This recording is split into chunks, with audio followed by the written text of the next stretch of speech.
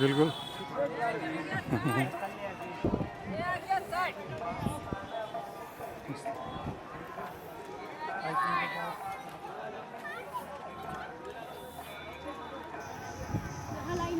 बाबा की जय हो। बिल्कुल।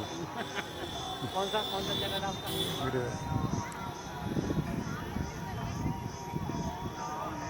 नीम करोली वाले बाबा की जय।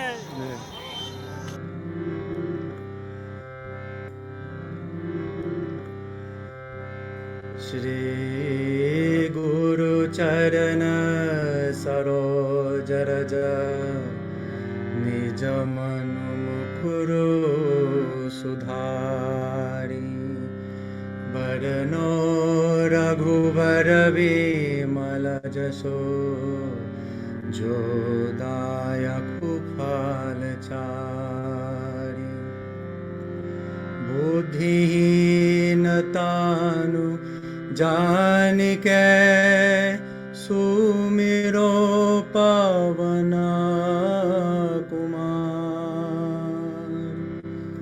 बल बुद्धि विद्या देहु मोहि हरहु कलेश विकार।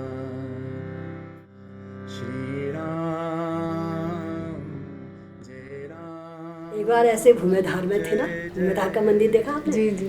खाली हनुमान जी का मंदिर था और नीचे कच्चा था बिल्कुल, वो मिट्टी का जैसा। तो बरसात हो रही थी, रात हो गई। मैंने कहा मैं नहीं रहती हूँ यहाँ, मुझे घर पहुँचाओ। बेटा इस वक्त कैसे जाएगी, रात हो गई है, सो है। मैंने कहा नहीं, मुझे जैसे पहुँचाते। बारिश हो रही थी, मैंने कहा मुझे जाना है, तो कैसे जाएगी कहा। तो नहीं तू यहीं रह जा, इसमें सो जा। मैं थी, मोहनी दीदी थी और नन्ही थी, तो हम लोग तीनों खाट में सो गए। इतनी अक्ल भी नहीं कि महाराज कहाँ सोएंगे, कहाँ रहेंगे, कुछ बुद्धि नहीं। तो रात को महाराज आए, दम धम बदन भाई, मेरी नींद खुली। मैंने ऐसे महाराज, छी महाराज, मैंने कहा अपना भी नहीं सोते, हमको भी नहीं सोने देते हैं, क्यों रात को घूम रहे हैं कहा। महाराज कहने लगे बेटा मैं हनुमान जी का दिया देखने आया हूँ। हनुमान जी ना रात भर जगे रहते हैं। कहने लगे महाराज जी तो मतलब खुद ही हनुमान जी थे। तो उन्होंने ये कहा, जय हनुमान ज्ञान गुण सागर जय कपीस तिहु लोक उजागर रामदूत अतुलित बल धाम अंजनी पुत्र पवन सुत नाम महावीर विक्रम बजरंगी कुमति निवार सुमति के संग कांचन वरण विराज सुवेश कानन कुंडल कुंचित केश। श्री राम जय राम जय जय राम। संत की महिमा कौन बता सकता है? संत महिमा वेद न जाने, वेद भी नहीं कर सकते। संत की महिमा कोई नहीं जान सकता है, वो क्या गाएगा? संत ठहरे, महान ठहरे, त्यागी ठहरे, तपस्वी ठहरे, ज्ञानी ठहरे। श्रद्धा श्रद्धा श्रद्धा है सब कुछ। आहा, मन की बात जानते थे नीम करौली महाराज, भूत भविष्य की बात जानते थे। वो त्रिकालदर्शी थे, त्रिकालदर्शी महात्मा थे। कोई कहते हनुमान जी के अवतार में थे, खाली मनुष्य माया के कारण मनुष्य रूप में दिखते थे। बस जो जैसे भाव से आता है ऐसे फल मिलते। अभी भी भाव में बड़ी शक्ति है, भाव में। Mangalamurti Marutanandana Sakala Mangalamula Nikandana Mangalamurti Marutanandana Sakala Mangalamula Nikandana Shri Ram Jai Ram Jai Jai Ram Shri Ram Jai Ram Jai Jai Ram Sitaram Sitaram Sitaram Sitaram Sitaram Sitaram Sitaram Sitaram Sitaram Sitaram Sitaram Sitaram I didn't know anything about this devotion, saint or God. It was just a kind of tamasha, we call it. Oh, people coming and going, and I would love this crowd coming and getting sweets from Maharajji was there. My life was like that. My father died when I was hardly 10 years. Then my mother died when I was hardly 15. So it was, I was the eldest member of the family. So it was a kind of thing that I was since childhood attracted towards these saints and sages because I had heard so many stories about gods, goddesses, and moreover it was a kind of greed for us. You see, in every family we have got this kind of greed that oh, a saint can do which God cannot do. Maharajji used to sit on the tucket and people from all walks of life would come in. And not a single one came with just for darshan. Everybody had some problem, family problems.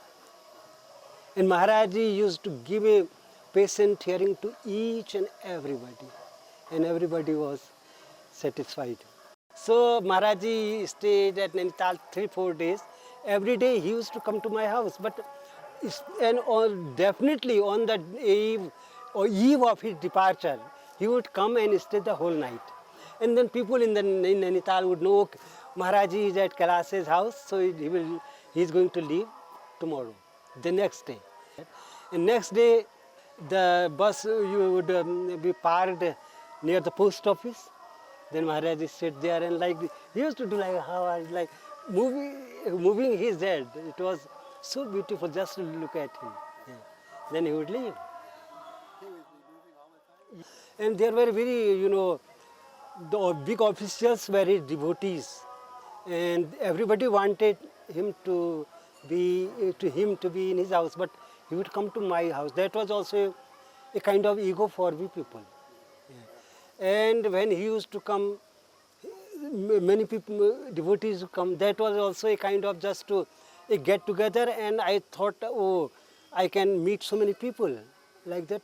So it was a combination of worldly and spiritual joy together. That was a kind of escapism. I used to avoid school, college, and run to Hanumangarh. And I knew that if Maharajji has that power, he can, I can get successful in my exams. That was my feelings. So that was a kind of selfish bhakti. So I used to go there. Then at that time, Maharajji used, sometime during daytime, he used to go to devotee's house, and in the night he used to return back. And at that time, I was always with them. And fortunately, my class teacher, he was my tenant. And during these days, the rules were very strict.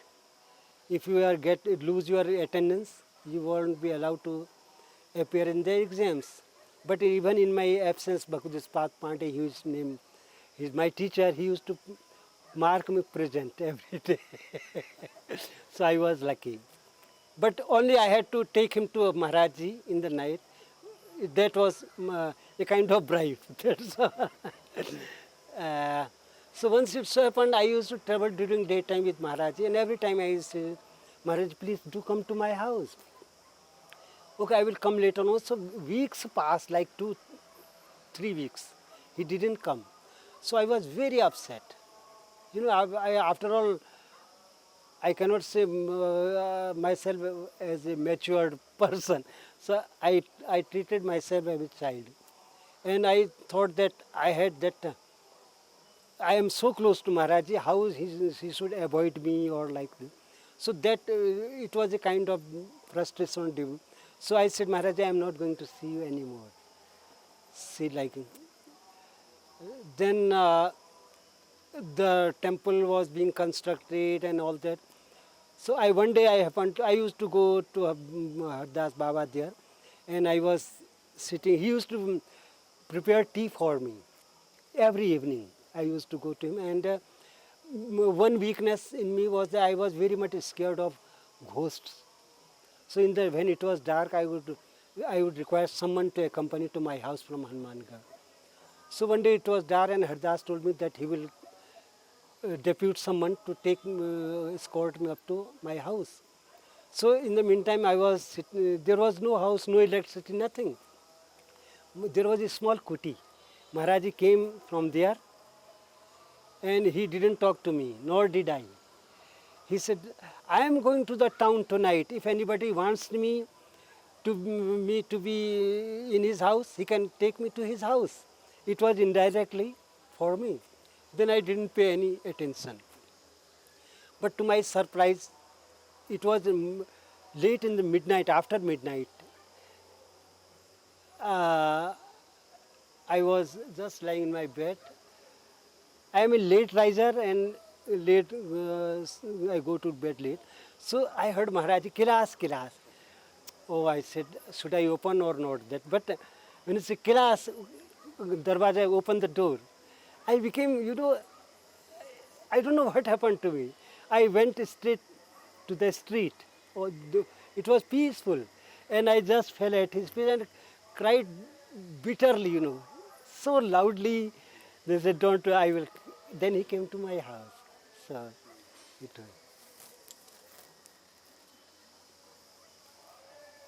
So these are how, yeah.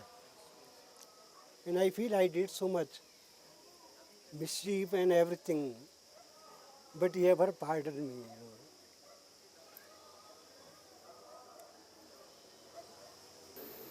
When did he say about that you would always be like a child?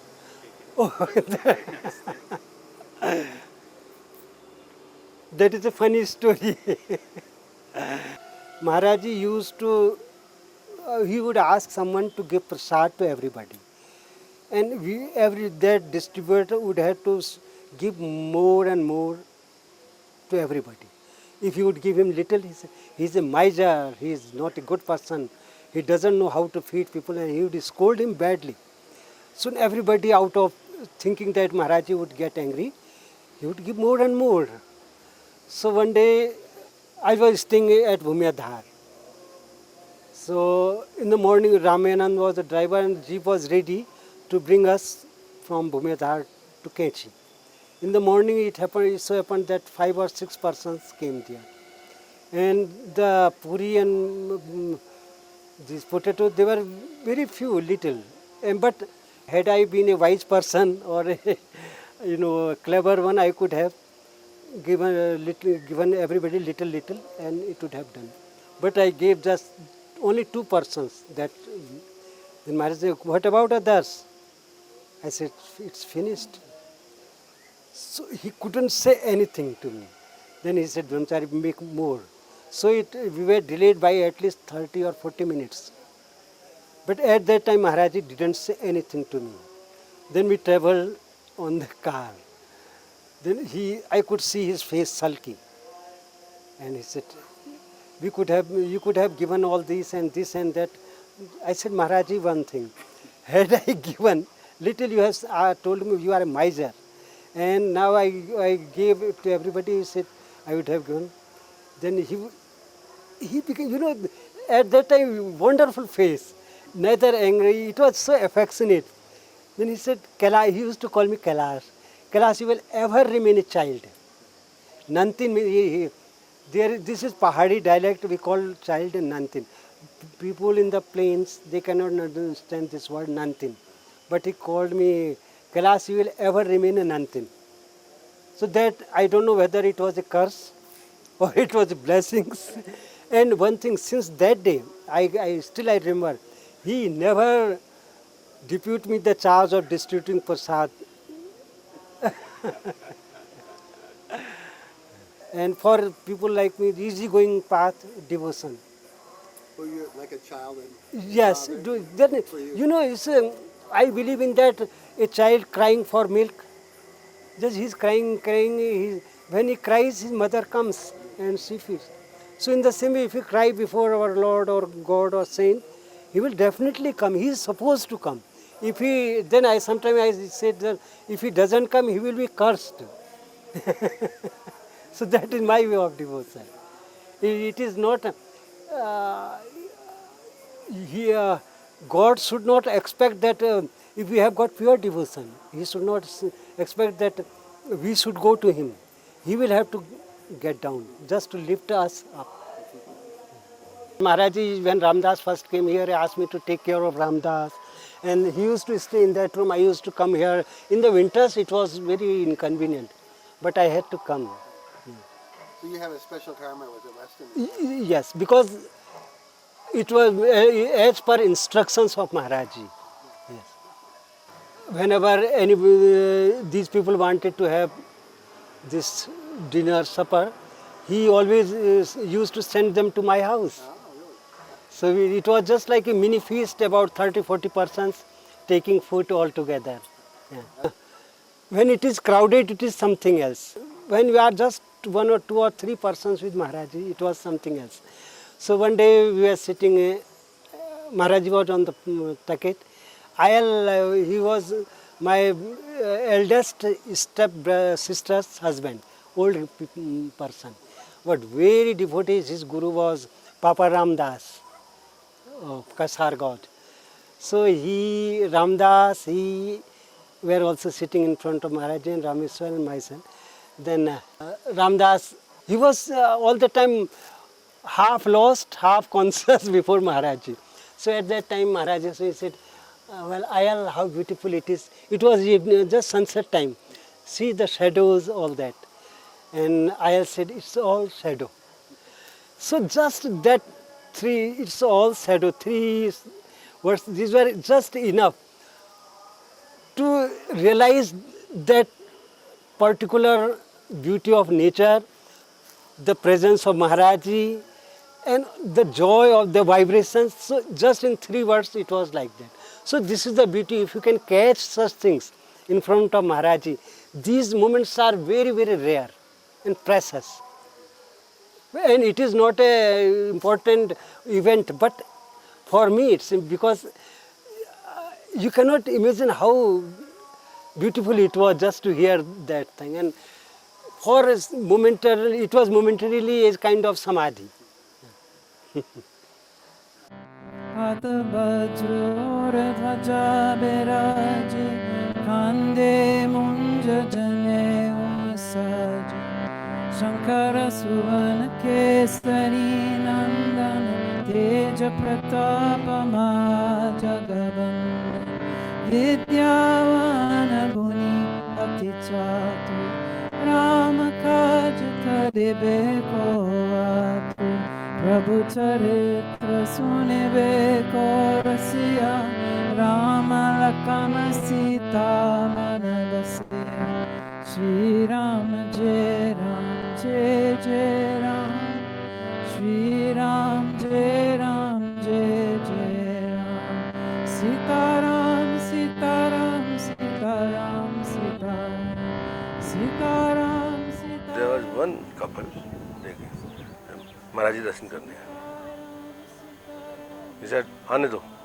अच्छा आ गए, अच्छा किया. ये तो आ नहीं रहा था, उसकी गाड़ी खराब हो गई इसलिए आ गया. कोई सेठ था वो मेरा, ये आ नहीं रहा था, इसकी यहाँ से निकल रहा था. तो उसकी वाइफ ने कहा कि यहाँ कोई साधु हैं, उनसे दर्शन करने हैं. भाई साधु इतने सारे घूम रहे हैं कि किसके दर्शन करोगे, क्या होगा. They reached Bhavali. In Bhavali they had some problem in car. At that time there were very less mechanics. So he asked the driver what to do. He said at least 1 and 2 hours will be there for repair because I have to go to Halwani and get the pipe repaired. So what they took a taxi and came here. ये तो आ नहीं रहा था. कैसे कितने साधु घूमते रहते हैं. वो दिन भूल गया जब ये बम्बई में कुलीगिरी करता था, कुली था, और इसने प्रार्थना की थी हनुमान जी से कि कहीं से 100 रुपये मिल जाए तो मैं कोई बिजनेस करूँगा और 100 रुपये प्रसाद चढ़ाऊँगा. इसने आज तक वो 100 रुपये प्रसाद नहीं चढ़ाया, जबकि स्वयंभू हनुमान जी इसको 100 रुपये दे गए थे. One day one passenger came, kuli. Where is your luggage? Well, only this small attache. And outside he offered 100 rupees note. He said, ये मैं इसका छुट्टा कहाँ से लाऊंगा? मैंने रख लो. वो स्वयं हनुमान जी इसे दे गए थे. Sometimes happen this like this, but he will never ask you direct question. And it is not miracle, it is he is knowing everything.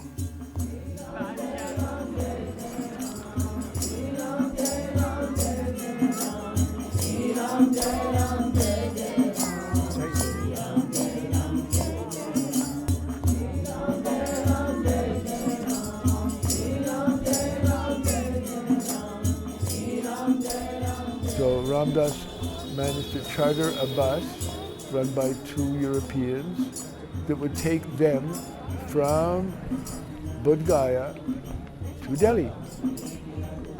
And he said, what the hell, let's go. We'll get on the bus too. So we got on the bus. And we stopped in Varanasi, and then we went on to Allahabad. But we weren't going to stop in Allahabad, but one of the people on the bus, Danny Goldman, had been to the Mela earlier that year and insisted that we go to the Mela site. So we did. And we were driving through this desolate, looked like a war zone. There was one tree and what I know now to be a Hanuman temple under the tree. And as we were going by, Rameshwar Das, he was sitting next to me, and he saw Maharajji. They said, there's Maharajji. So the bus stopped. Everybody piled out. And I, who had never bowed, scraped, pranamed, knelt before any human before, found myself flat on the ground in samadhi. I was out. I don't know how long I was out, but I do know that when I came back and I looked up at him, it was like 2 suns shining on me. And he was giggling like a small baby giggles. And right then and there I knew why I was in India, and my seeking was over. And I found my master. I didn't know I was looking for one, but I found him. He found me, actually. He called me. So that was it. You know, we stayed there for 2 or 3 days in Allahabad. Maharajji apparently had expected us, and he had made arrangements for 25 foreigners to stay earlier that day. He had made those arrangements. And, you know, we were very well treated and very comfortable, very well fed, more than well fed. We had to learn how to not get more food thrown onto our plate, which became a game, you see, because you go like this and they go like that. I was a devotee and basking in his love. Right. There was no talk. I didn't see him again until springtime in Vrindavan. And Vrindavan was marvelous. It was magical. It was, the rooftop was gorgeous, and every morning we would hear the kirtan starting up at Maharajji's ashram.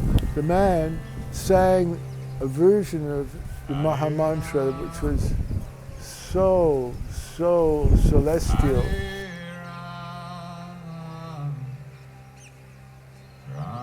We were at least a mile away from the ashram, and you could hear it if you were on the rooftop.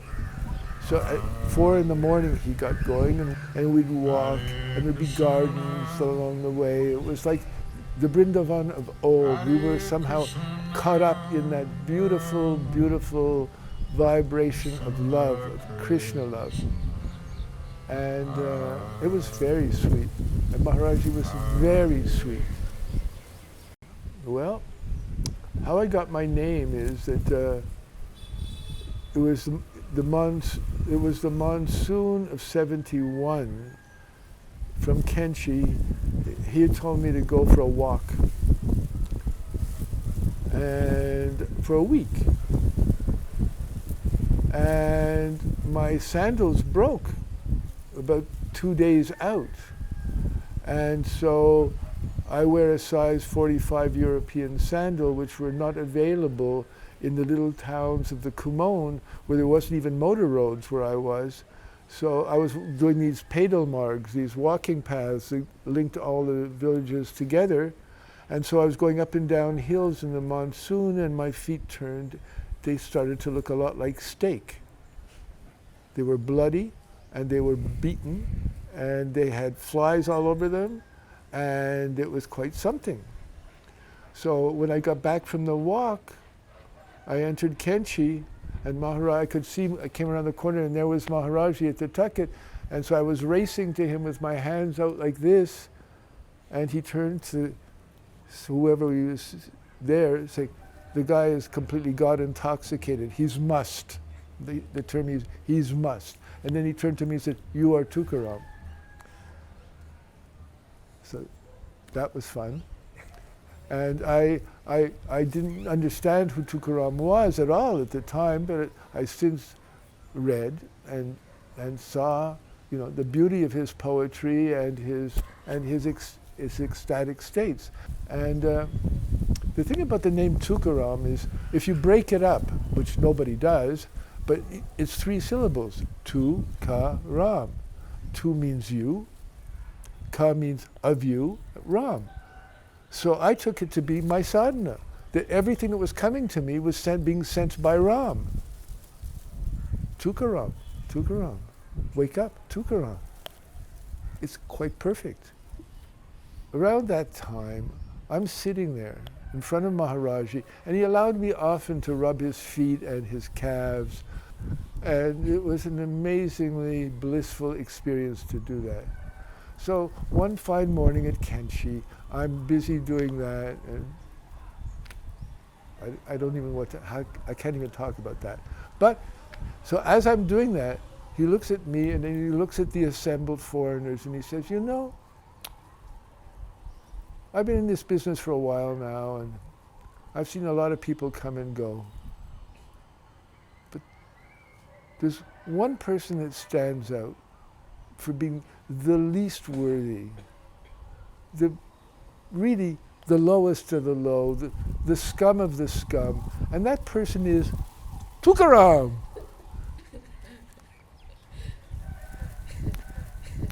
So needless to say, I became a pariah in the blink of an eye.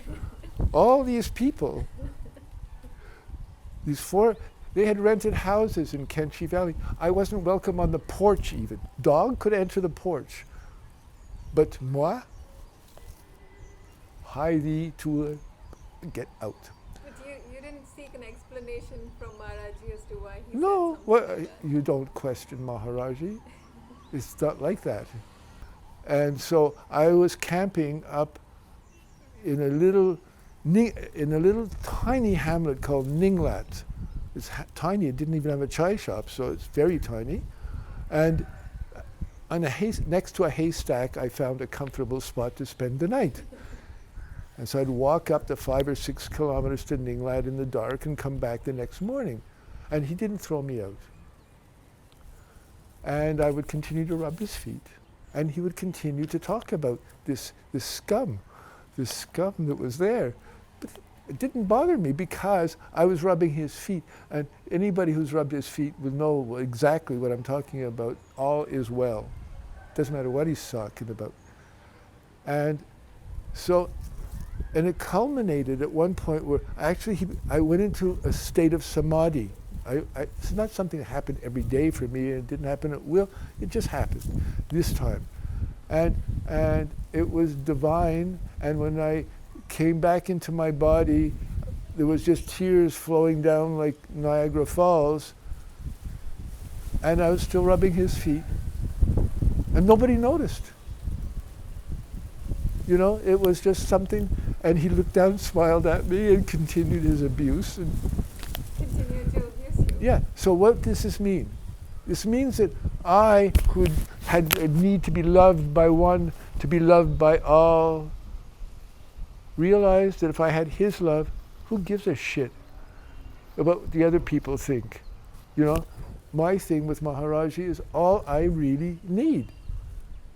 And he made me feel it and live it. It wasn't some theory. He said, you know, he says, often to all of us, and to me in particular sometimes, don't try and figure everything out. It's better just to see God's hand in everything, and then everything is fine. Don't trouble yourself with why is this happening to me. And how has it panned out in your life since Maharajji's presence? And Maharajji is a very tough guru kind of guy. So I've had my share of suffering. You know, he asked me once what I wanted. And I said, I want mukti. And he went, huh? Get serious. What do you want? I said, you asked me. I want mukti. He said, okay, given. Now what do you want? I said, if you've given me mukti, I'm done, you know. I don't need anything else. I'm satisfied with that. And he said, you're very clever. And then he made it very hard for me. I had a very, very, very many tests. And I only asked him once in my life for something other than mukti. And it almost killed me. It almost killed me. I was in a state, I was hit with a triple whammy, and for 6-7 years I was not much more than a zombie. I was empty inside. Maharajji's name meant nothing. Nothing. It was the same as popcorn. You know, nothing. Zero. So it took a long time to come out of that. And how do you explain this being here in Tiruvannamalai? I don't know how to explain being in Tiruvannamalai. I can just say it's the greatest blessing to be here. I've been fortunate enough that the ashram here has given me access to entry visas, so now I don't have to leave the country. I can leave the country, but I don't have to leave the country, and I don't have to pretend to be a tourist anymore. I mean, when I got my visa here, it's an interesting story because for a couple of years I'd been thinking I want to get this, I want to get an entry visa. And then it just so happened that last winter I was talking to a healer kind of person here, and she told me that she would take me to see the man in charge. I said, fine. She said, so meet me in front of his office at 9 o'clock, Tuesday, Mangalvar. So she shows up and we go into the office, and she tells him what a great devotee I am, and da-di-da-di-da-di-da. And then he turns to me and says, well, what's your story? You know, this is your... And I tell him, well, you know, I've been coming for a long time, and I'm done. You know, I'm done in the world as much as I can be done, and so I'd like to be here continuously as much as possible. And then Jayanti says to him, he's a great devotee of Neem Karoli, Baba. And this guy, so? And so she says, you don't know who he is? And he looks up at her like this, and he picks up an email that had been put on his desk 5 minutes before, while we were right there. And he reads, "Dear Maniji, thank you so much for your kindnesses through all this season. I'm on my way to London. I'm in Chennai just now. And I know I'm going to have a great trip because I've taken the blessings of Neem Karoli Baba." Now this is so bizarre because this is Ramana's, this is the guy who's basically running, he's the number 2 guy running the ashram. You would normally expect her to say, "I've taken the blessings of Ramana, I've taken the blessings of Arunachala," but Neem Karoli Baba. And so I'm seeing Maharajji's in the corner of the room waving at me saying, "I'm here too." So he's here, you know. He shows his face now and then, but mostly not. And when he turns his back, he's like Krishna in that way, you know. Krishna and the gopis. Sometimes he was there and everybody's happy, and sometimes he's not there. But now it's gotten better. You know, it's been 45 years or so since we met, and so you know, I feel I don't need the sign. I don't need a movie. I don't need a dream. He's there, you know. He's there, and it's quite apparent to me. बोलिए कुछ बोलना है नीम करोली महाराज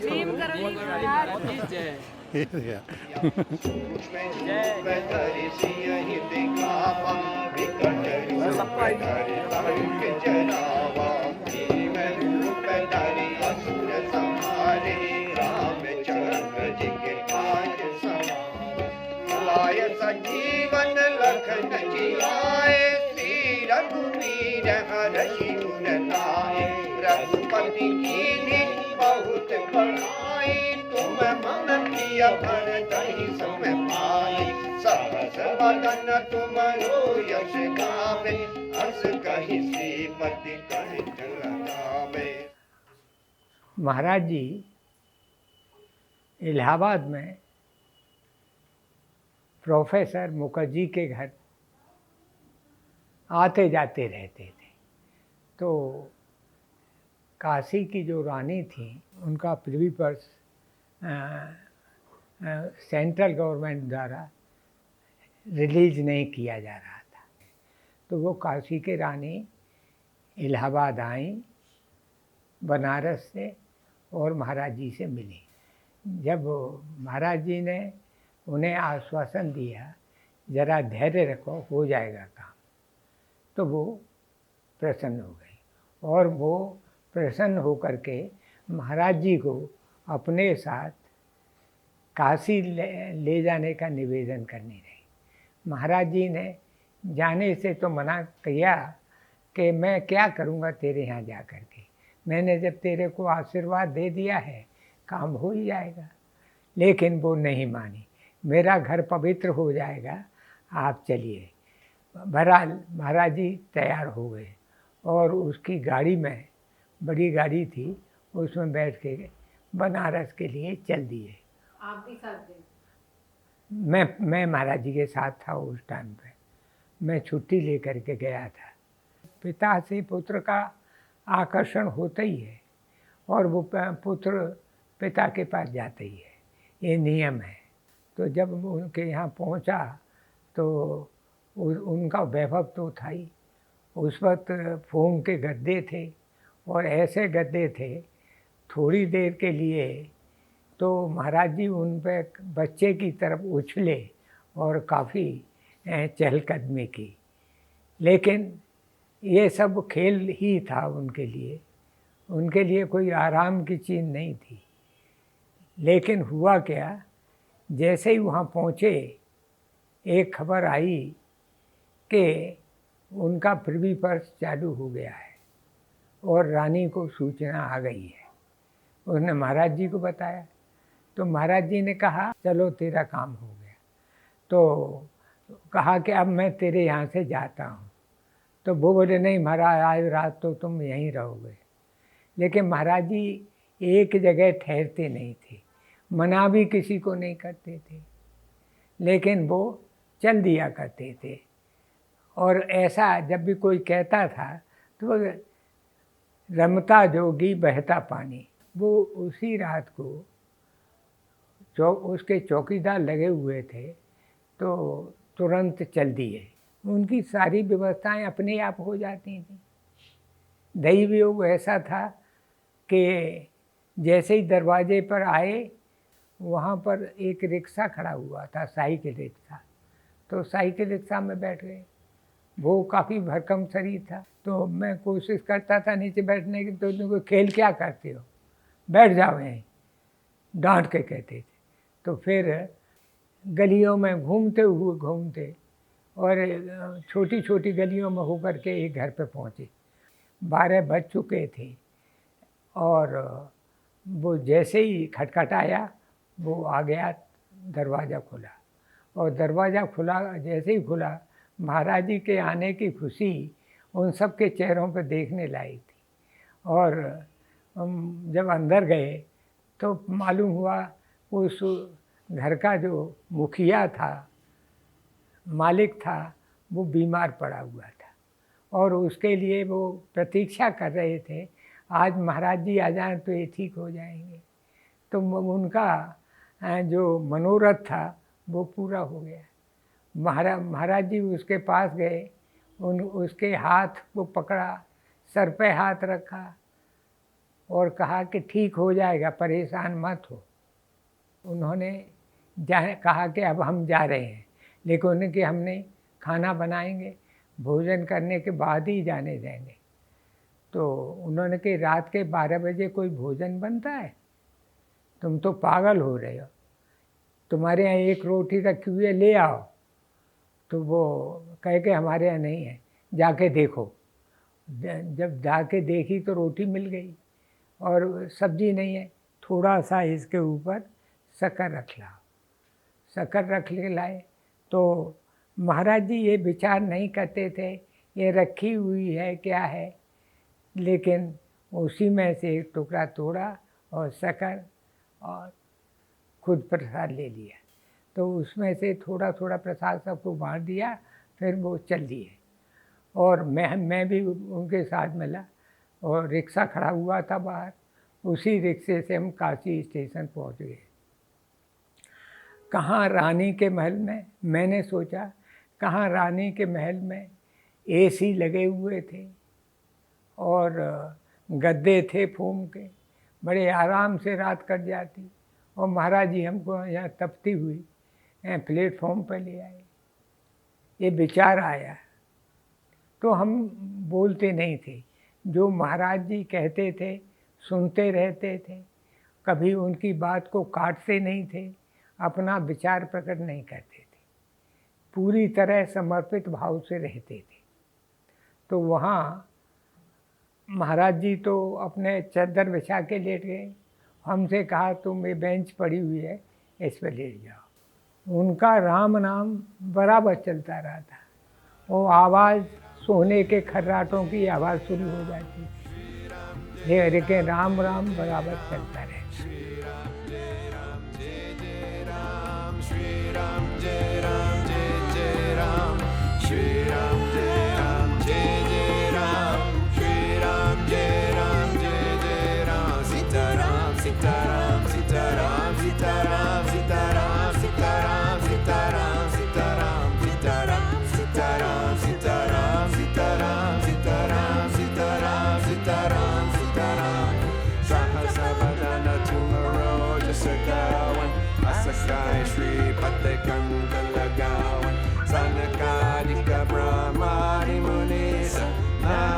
Sharada Saitaisa Yamakubera Digapala Jampe Yamigopi the Kakisake Kapumpe Dumalupakara Sugriwan Kina Brahma Malaya Raja Paladina Shri Ram Jai Ram Jai Jai Ram Shri Ram Jai Ram. So my friend was talking to another American. We were staying in the Forest Guest House in Michigan.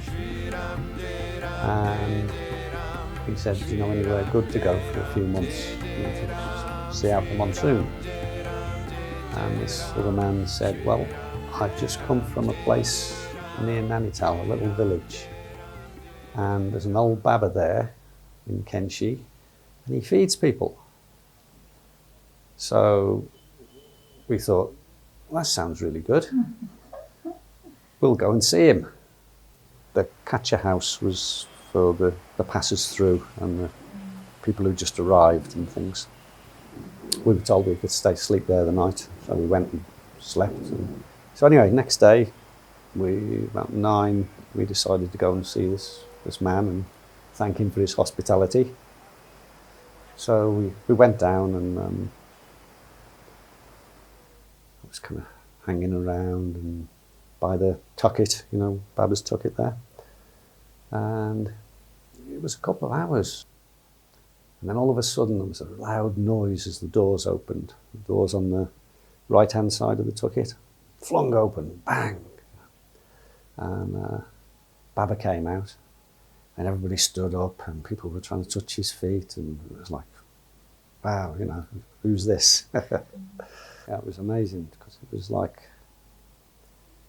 was like the sun dressed in a technicolor blanket, with all the planets kind of circling about him as he walked across. The devotees were trying to touch his feet, and it was amazing, absolutely amazing. I stayed in Kainchi until towards the end of August.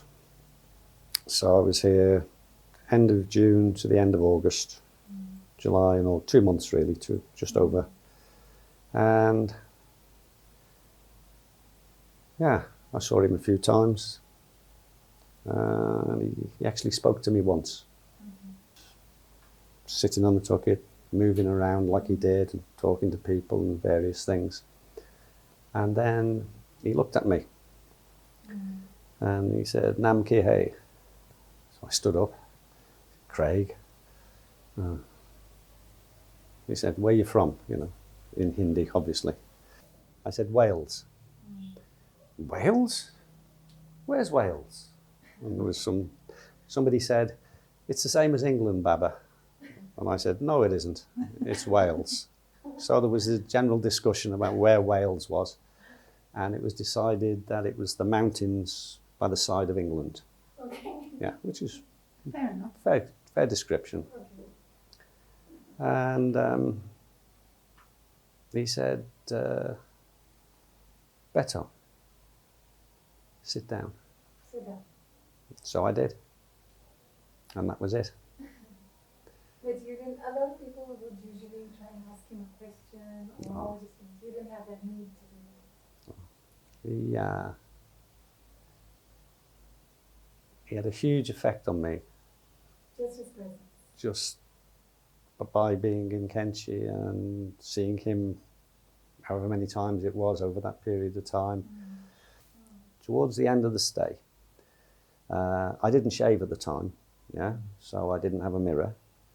So I hadn't seen myself in the mirror for quite a while, a few months since I came, since whenever the last hotel was where there was a mirror.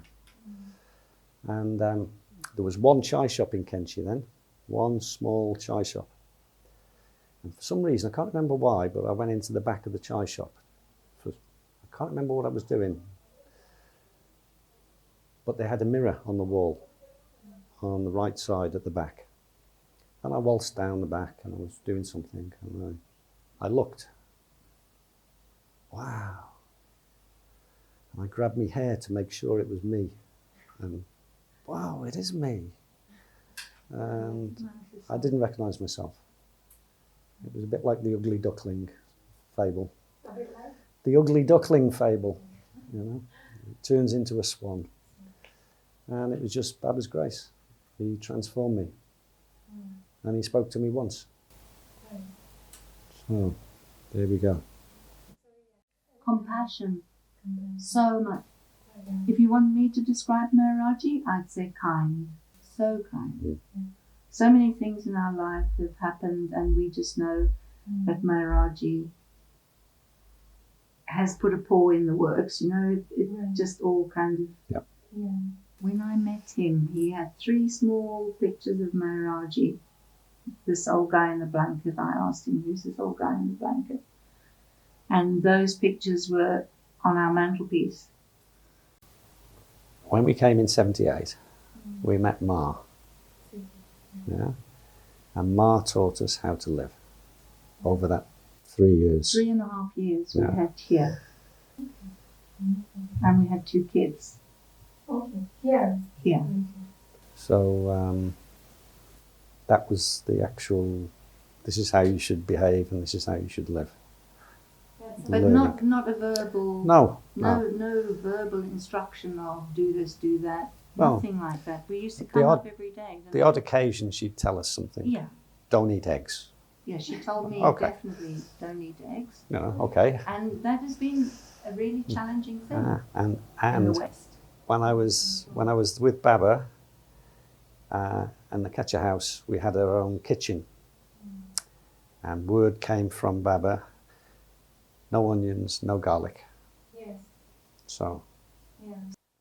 When we got back to the UK with our 2 babies and no possessions, and we were about 10 years behind our peers, and we really knew that we wanted to remain living this way. I tell you how strange we were when we went back. Very Okay, strange.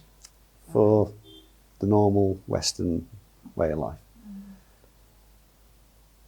We got a house, social housing, yeah, we moved there. And for the first 3 years, Yeah. we used to take a cold bath every morning. The 2 of us. Wow. The children had warm water, but we had cold. And in the winter, we had to unfreeze the ice in the pipes. In order to do that thing. So that's how kind of affected we were by living in Kainchi. Because it was a thing of, it would be easy to forget this, and more. Easy. Because, you know, there's so much other stuff, distractions, and the culture is so different and focused on materiality and all of those things. So we did the opposite thing in order to get through that. Hung on to. Yeah, it took us about 10 years. It was really extreme. Yeah, we were extreme. We were extreme. We clung on to what we'd learned here really strongly, you know, just wouldn't let it And go. I suppose if I had one fear at the time, it would have been that I would have forgotten the grace, what the grace was, what the grace can do. And if I'd forgotten that, I knew I would be lost. Because you realize how precious it was. Exactly. And he's done lots of things in our lives to, Oh, I mean, every day. I always think my work is a grace. Mm. I work in developmental movement, but I work with kids with learning disabilities or physical disabilities. And for me, that was my savior. And your children, how did they respond to? Because for them it would have been very Quite strange. hard. Yeah. It was initially, but But eggs were the biggest thing. eggs the biggest one. Because if they went to children's parties, there's eggs in the cakes and so on. And then you'd be saying to them, no, it's got eggs in. And they'd be upset about that because they couldn't eat cake. So then I had to make eggless cake for birthdays and things like that. And you know, vegetarian pizzas and vegetarian burgers. At that time it was hard. Now it's still. It's easier now. I think all real spirituality At the core, egghead. is love. Is love. Yeah. Whichever way you're looking at it, it's just a different facet of the jewel, as the Buddha said. Yes. My grandmother was a very spiritual lady, and I was brought up as a Methodist, but I never feel as if I've made a choice of something different. I just feel, because I don't live any different really to the 10 Commandments. They stand mostly in all religion, I would say. And so I never felt that I had to give up the joy that I had as a child loving Jesus. I didn't ever have to give that up, but my path took me on a slightly different way. If somebody asked me what religion are you, I would say I'm a Hindu. However, I'm really just a Hanuman Maharajji Neem Karoli Baba devotee. And if that makes me a Hindu, then I'm a Hindu.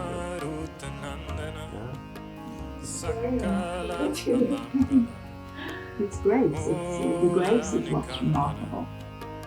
That's the only thing that's remarkable.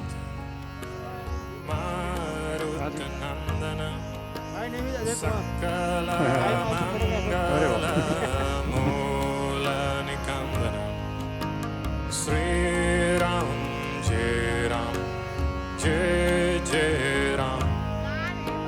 Sri Ram, Jai Ram, Jai Jai Ram.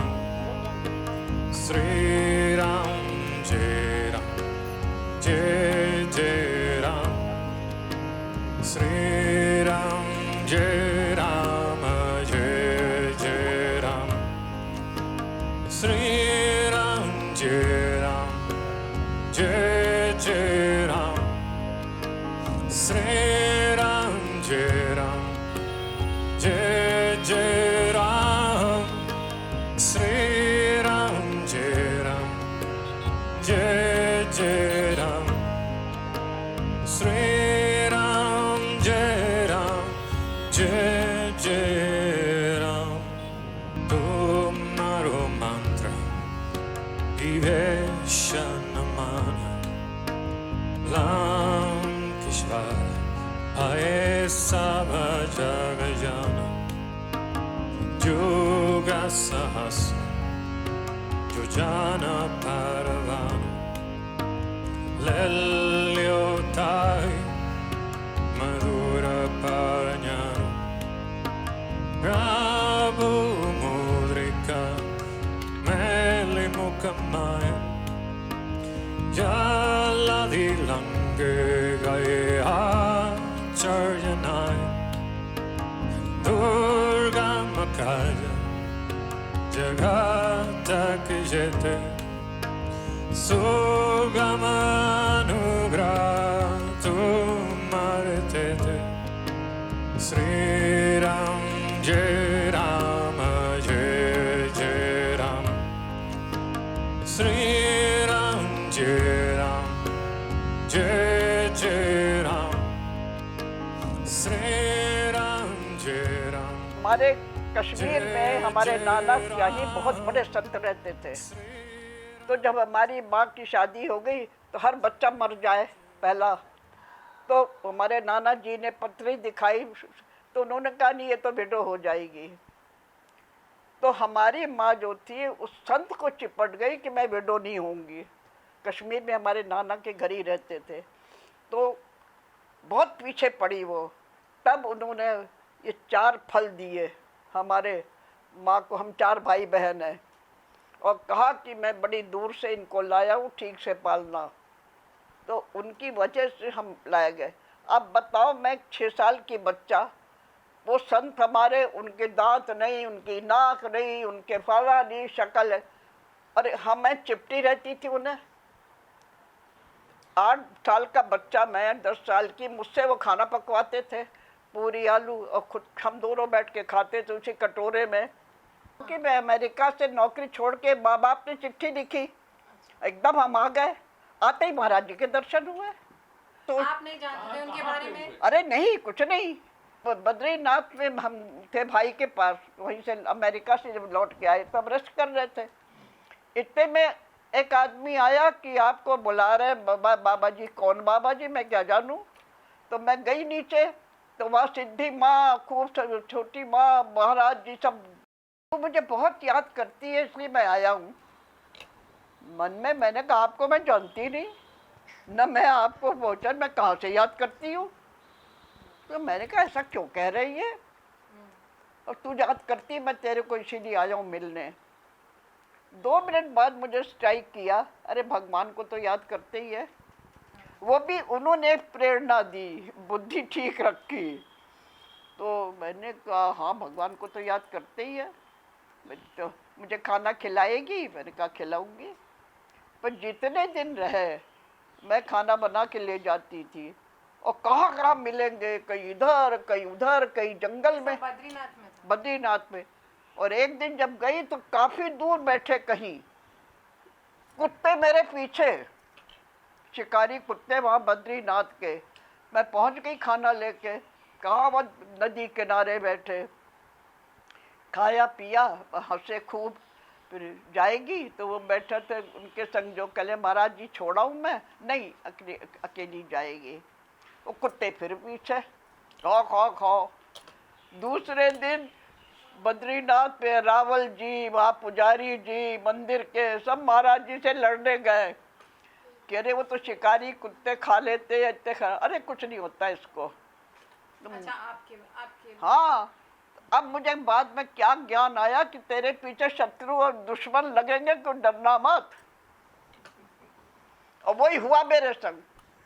Jail में काम करती थी तो आप सोचो, सारे एक से एक दुश्मन। कहाँ काम करते थे आप? और मैं यहाँ सोशल वेलफेयर में डिप्टी डायरेक्टर थी, तो जेल वेल सब वहाँ सोशल वर्क के लिए मुझे जाना पड़ता था ना। ये नौकरी वोकरी सब महाराज जी की वजह से है, क्योंकि मैंने कहना माना। फिर मुझे जब मिले तो बोले 2 चिट्ठियाँ लग, एक क्या कहते हैं केहर सिंह को, और एक यहाँ गवर्नर थे भगवान सहाय। क्या चिट्ठी लिखूं? बस यही लिख जाए कि आपको बाबा जी आशीर्वाद भेज रहे हैं। फिर यहाँ आई तो भगवान सहाय क्या मिलने गई, गवर्नर क्या बोले आपको कोई काम है? मैंने कहा मुझे कोई काम नहीं है। तो अकेले बैठे बात करने, तो गार्डन में कैसे महाराज जी मिले, और बात करते करते बोले कि आप सर्विस करेंगे? मैंने कहा सर्विस तो मेरे सेलेक्ट हो गई हूँ। नहीं, बाबा जी ने आपको नौकरी के लिए भेजा है। अब मैं चुप। अब बाबा जी का नाम लिया तो मैं क्या कहूँ? मगर आपको बाबा जी में इतना विश्वास कैसे हुआ? बाबा जी का विश्वास तो हम बचपन से संत के पास थे ना, मैंने आपको बताया ना। मगर आपको तो बाबा जब महाराज जी मिले तो मुझे तो उन्हीं संत का याद आया ना। तो आपने और वही बातें महाराज जी ने करी, जो वो करते थे एग्जैक्टली वही सब महाराज जी ने किया, और कभी उनका नाम नहीं लिया। वही होंगे ये लोग, इनके क्या रूप है, भगवान का तो एक ही किसी रूप में हो। तो इसलिए महाराज का कहना तो मैं टाल ही नहीं सकती। और जब महाराज जी बद्रीनाथ में थे, हमने बद्रीनाथ के दर्शन नहीं किए थे न, महाराज जी ने कहा बद्रीनाथ के दर्शन करो तब, क्योंकि वो बद्रीनाथ खुद ही बैठे थे। अब दिमाग में आ रहा है कि खाना ले जाती थी ना तो थाली सर पे रख लेते थे। मैं को महाराज जी कितना मेरे खाने का प्यार करते, ये थोड़ी सा उस टाइम नहीं आया कि तो साक्षात भोग ही लगा रहे। उन्होंने ट्रेनिंग करी मेरी और दिखाया संसार क्या है। नाम नहीं लूँगी, किसी के पास ले जाते थे जो मेरे बहुत खास थे और बहुत बड़े आदमी और बड़े लर्नेड। तो महाराज जी ने तो मेरी बड़ी खातिर होती थी। फिर धीरे से महाराज जी ने डांटना शुरू किया मुझे। फिर नीचे आके मुझे बुला के पूछते थे तुझे बुरा तो नहीं लगा? मैंने कहा मैंने आपसे कह दिया मुझे कुछ बुरा नहीं लगता, आपकी जो मर्जी है करिए। तो फिर ज़्यादा करना शुरू किया, चली जा मेरी आंखों के सामने से दुष्ट कहीं की फला।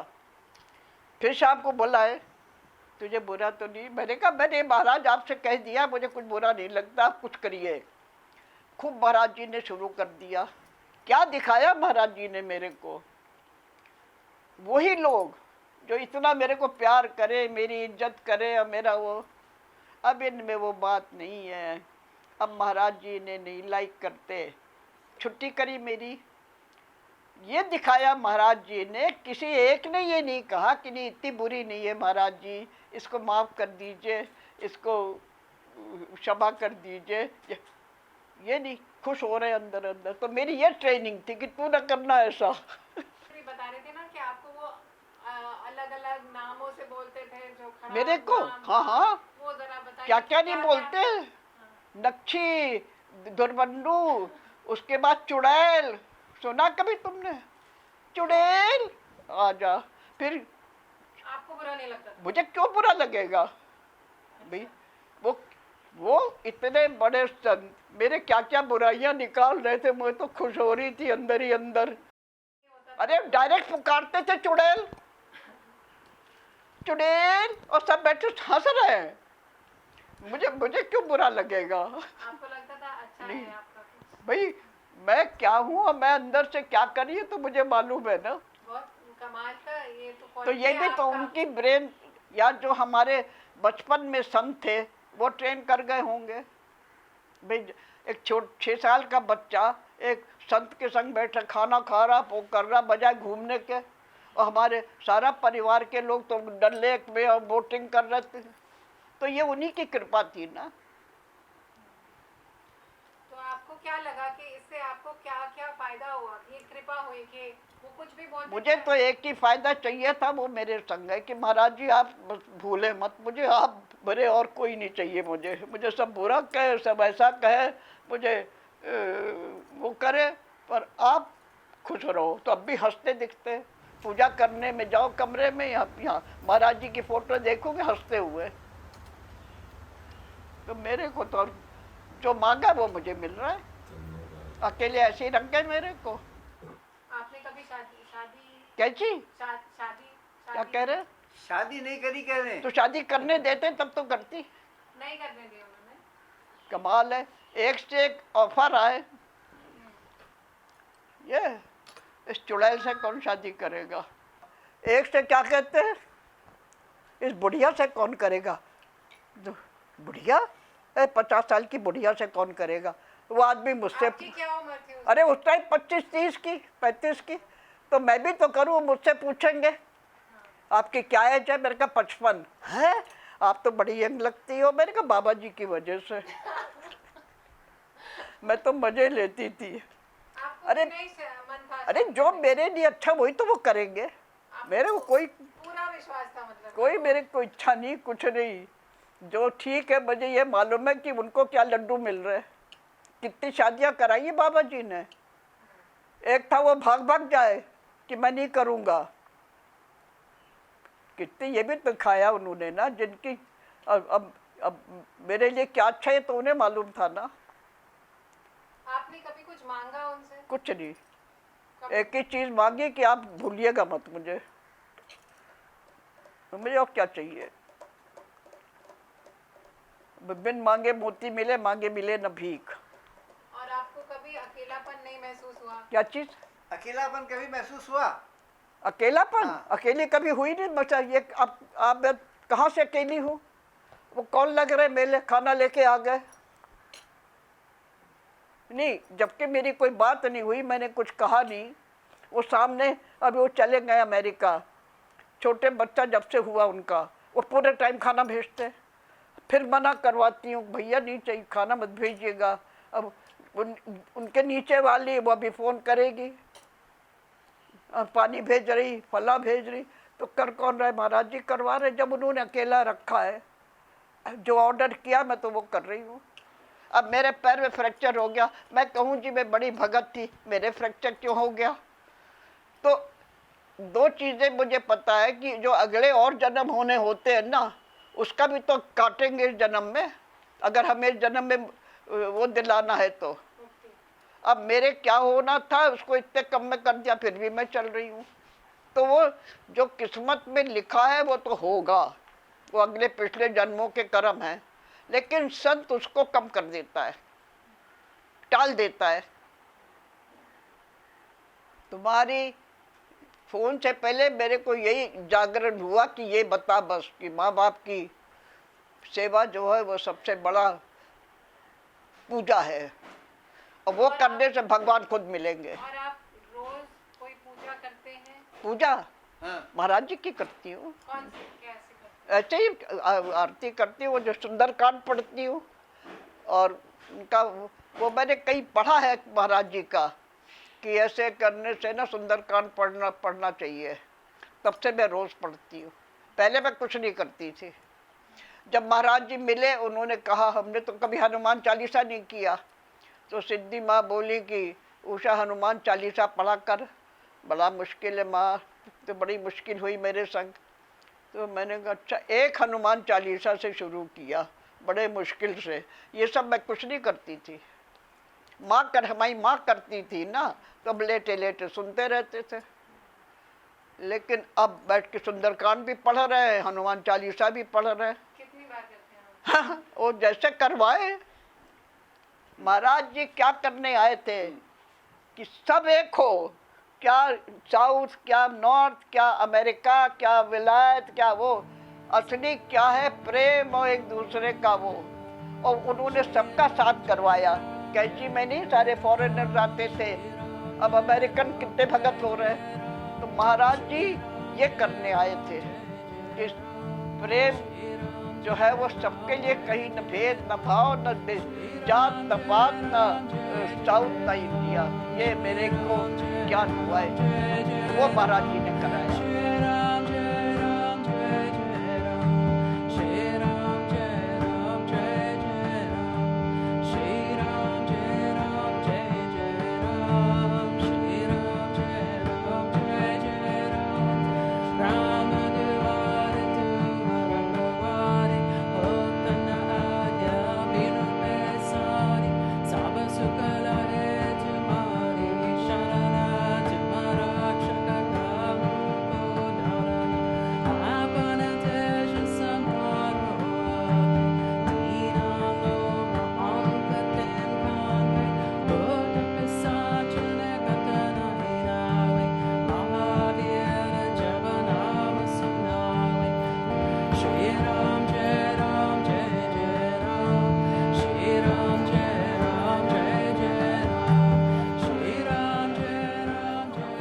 क्या कहते हैं, जो भी आप कहें कि प्रेम मोहब्बत तो बहुत थी, पर हम एक दूसरे के साथ मजाक करते रहते थे। और मजाक उनको भी पसंद था, मजाक हमको भी पसंद था। और बीच में जो लोग, ज़्यादातर लोग जो आते थे वो बड़े गंभीर किस्म के लोग आते थे, क्योंकि उनके कुछ न कुछ समस्या होती थी, कोई ना कोई प्रॉब्लम होता था। तो उसमें ये अच्छा रहता था कि बीच में जैसे वो चले जाएं, बीच में कुछ थोड़ा सा मजाक हो जाए, थोड़ी हंसी हो जाए। I was going down to pick him up then driving up back with him to Nainital. One day, Usha Bahadur, I think you should ask her, she had a very interesting relationship with him, and once it was raining, बहुत जोर की बारिश हो रही थी। उषा बहादुर wave कर रही थी कि रुक जाओ मैं भी चलूँगी। उन्होंने कहा नहीं, और तेज चला। वो भीगी, बिल्कुल बेचारी बुरी तरह भीगी, वही ऊपर हमारे घर पहुँची। तो कहने लगी, अरे कैसे आदमी हो, हमारे लिए गाड़ी भी नहीं रोकी। Then my mother had to give her a sari and a blouse or something or the other. तो ये सब चलता रहता था। But why did he not want to stop? Teasing. I mean, I don't know. I think he was teasing people whom he was really fond of, or people who were really fond of him. He was harder on them also. He can be harder on them, but I don't think he was ever hard. The hardest thing was to find that one day he had disappeared and left his body. It took me a very long time to get over that. Late in August 1973, I'd been in Kainchi a couple of months. One afternoon, a girl came up from the ashram to the Ketcha house where I was staying and said to everybody, "You all have to leave the valley." Baba said, "Jiao, everybody jiao, but you should come back in a month for Durga Puja." And it's the first time I'd done what I was told for a long time. But this is what Baba said. I was going to go. Put a bus to Bawali, another one to Kathmandu, got on the train and headed off to Nepal. And I got to Kathmandu, spent maybe 2 days in Kathmandu, didn't really take to it, and I went over and was to Pokhara, and I decided to go on the Johnson Trek, which goes up past the Annapurna Mountains. 2 days out from Johnson, so maybe that's 2 weeks after leaving Kainchi. And I stopped, I started to cry.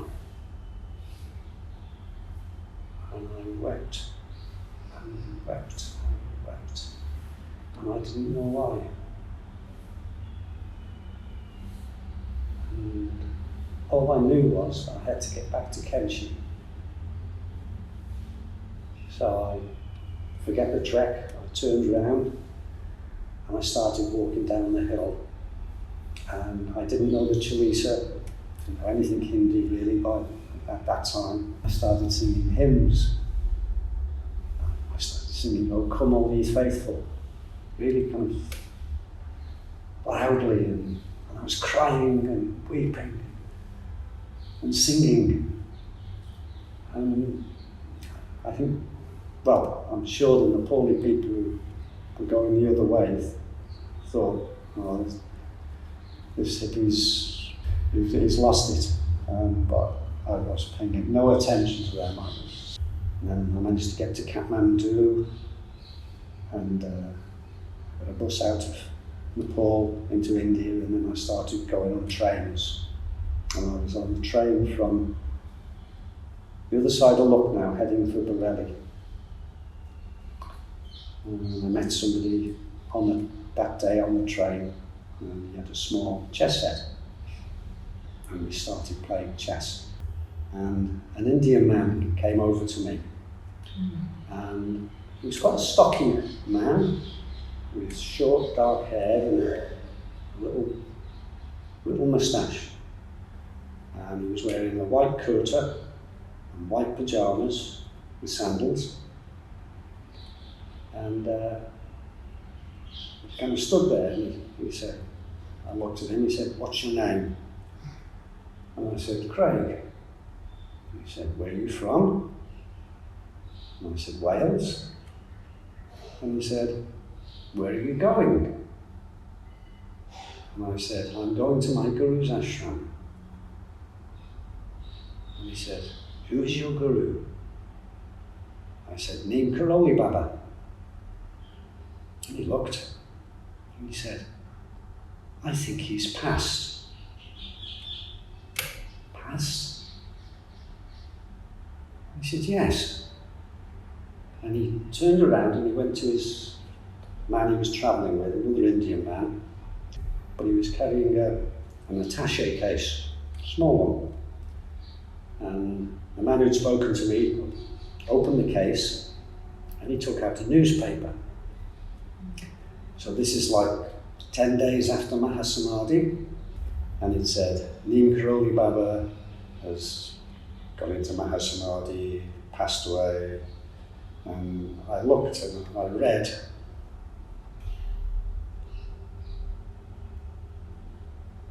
I kind of looked at the man, he looked at me, and I said, "I'm still going to Kainchi."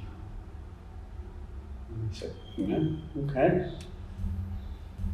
He wrote an address, and he said, "If you want to find peace, you should go here. It's where I live."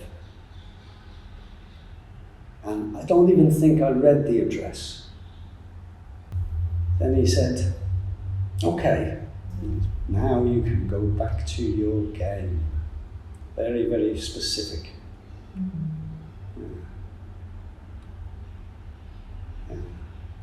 And he went back to his companion, and I can't even remember seeing him again on the train. That's what happened on the train. Now, if we go on 20 years, at least 20 years, we'd been visiting Mataji, Siddhima, the family, 2 kids, my wife and me, and we'd been there for a month, and it was our last day in the ashram. We had to leave. And we'd been to see Ma, and she sent us into Baba's bedroom, which is kind of at the back, in that back corner. And we'd never been in there before. There's a shelf with photographs, and they're all photographs of different times in Baba's life. From when he was a young sadhu with the hair, and we were looking at the pictures, and I looked at this one picture, and I recognised the man on the train. I could not believe it. What made his face stick in my memory so clearly was what had happened, what he told me, and it was Maharajji. I mean, his compassion, I wept in Nepal even though I didn't know why, but he let me get rid of the grief. And then he came onto the train just to tell me what had happened, so it wasn't a huge shock when I got off the bus in Kainchi.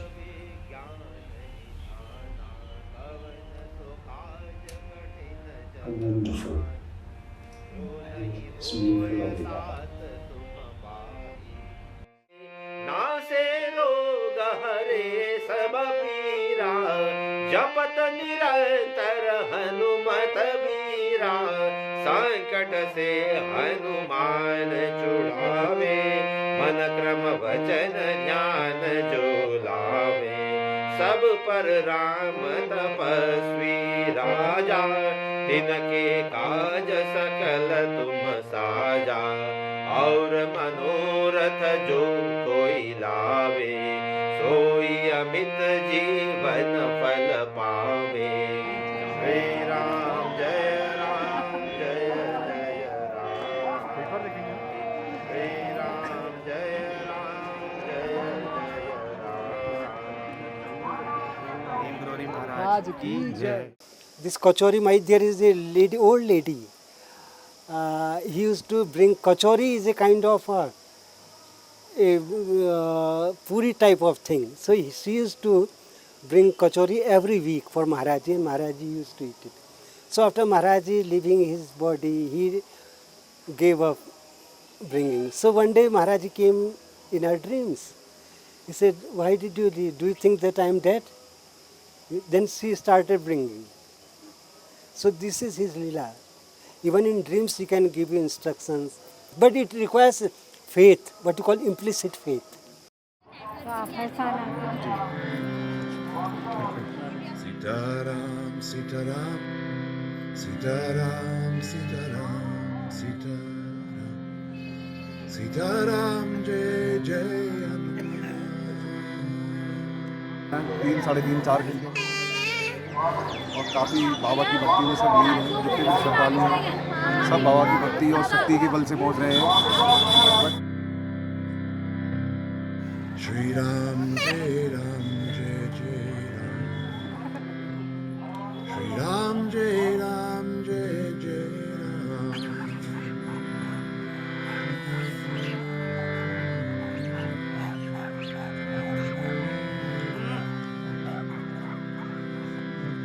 Shri Ram, Jai Ram, Jai Jai Ram. Shri Ram, I was not even really knowing what the sadhu is. You understand? So there were actually two sadhus. Now these elderly guys, I think they were in their 60s, 70s at that time. They were actually born in England. And they were living in a small kutir, also near Kasadevi. They told me, yeah, there's a place called Kainchi, and I said, no, I've never heard about it. Oh, you should go there one time, like that. So they had been with Maharajji? Yeah, they had been. So they said, then they told me, yeah, he has left his party, but anyway, go there. Go there. You will have darshan there. Then finally I came to this place called Kainchi. Okay. And then at that time Kainchi was very tiny. There was nothing. Down here was one small post office and a chai wala, bastige. No dukans, nothing. And also this road was not there. There is still the shortcut going up the hill there. I had a small kutir. I got to know the people I'm staying with, also Tiwaris. So I got to know a young man in my age, Mahesh Tiwari, and he said, you can come with me. We have a small kutir up in the apple orchards. I had no calendar, no watch, no agenda, nothing. So what I did, my daily routine was going down the mountain once or twice a day. And Siddhima was very kind. The ashram was very beautiful. The people were very friendly. At the same time, it was clear that it was not a place where you could stay, not in my age. No? So I was wondering, what to do. That was like, the question was very intense. What next? I was coming down the hill, and on that day I had the idea to take wildflowers for puja. You may know lantanas. Yeah, you have them in orange And pink. and pink. So I like them very much because they look like, yeah, you know, like a mandala, a changing mandala. So I was greatly attracted to these flowers. So I took a handful, came down this hill there, walked up over the old bridge. At that time the bridge was a bit more tight. And on the middle of the bridge, the pujari came. He looked at me, he looked at the flowers, looked again at me. Tikne. He took them out of my hand and threw them in the river and told me, you have to bring marigold, roses. That's what you have to bring. So I was a bit flabbergasted, no? And I thought, look at the beauty of this. Can you do it? But anyway, we were in good terms. So finally we smiled at each other, and I went empty-handed inside. So next day, one old sadhu I met at the same place, very old sadhu, on the bridge. He called me and he said to me, hey son, what you are doing here? I have something to convey to you. Now this sadhu, he spoke a very nice English. So very uncommon in these days in Kumaon, I could communicate with him. So he called himself Brahmachari, but it is not the Brahmachari of the ashram. It was a totally different guy, very old man, totally full white hair and full, but still very vigorous guy. No? So he said, you see, when I was a boy, I left home, and I don't stay longer than 3 days in one place. And he was a marvel of a man. He had walked from Afghanistan, from Bamiyan, all the way to southern Sri Lanka, to the Skanda place, to the Murugan place, no, in the south of he had been to Lhasa and Mount Kailash. Everything by foot or riding on top of the train, of the rail car. So I was just sitting there like a small boy listening to this man. And before he left, suddenly he said, I will give you initiation now. So he took me in this room and he gave me a mantra diksha and all these things, and he told me certain things, what I should do.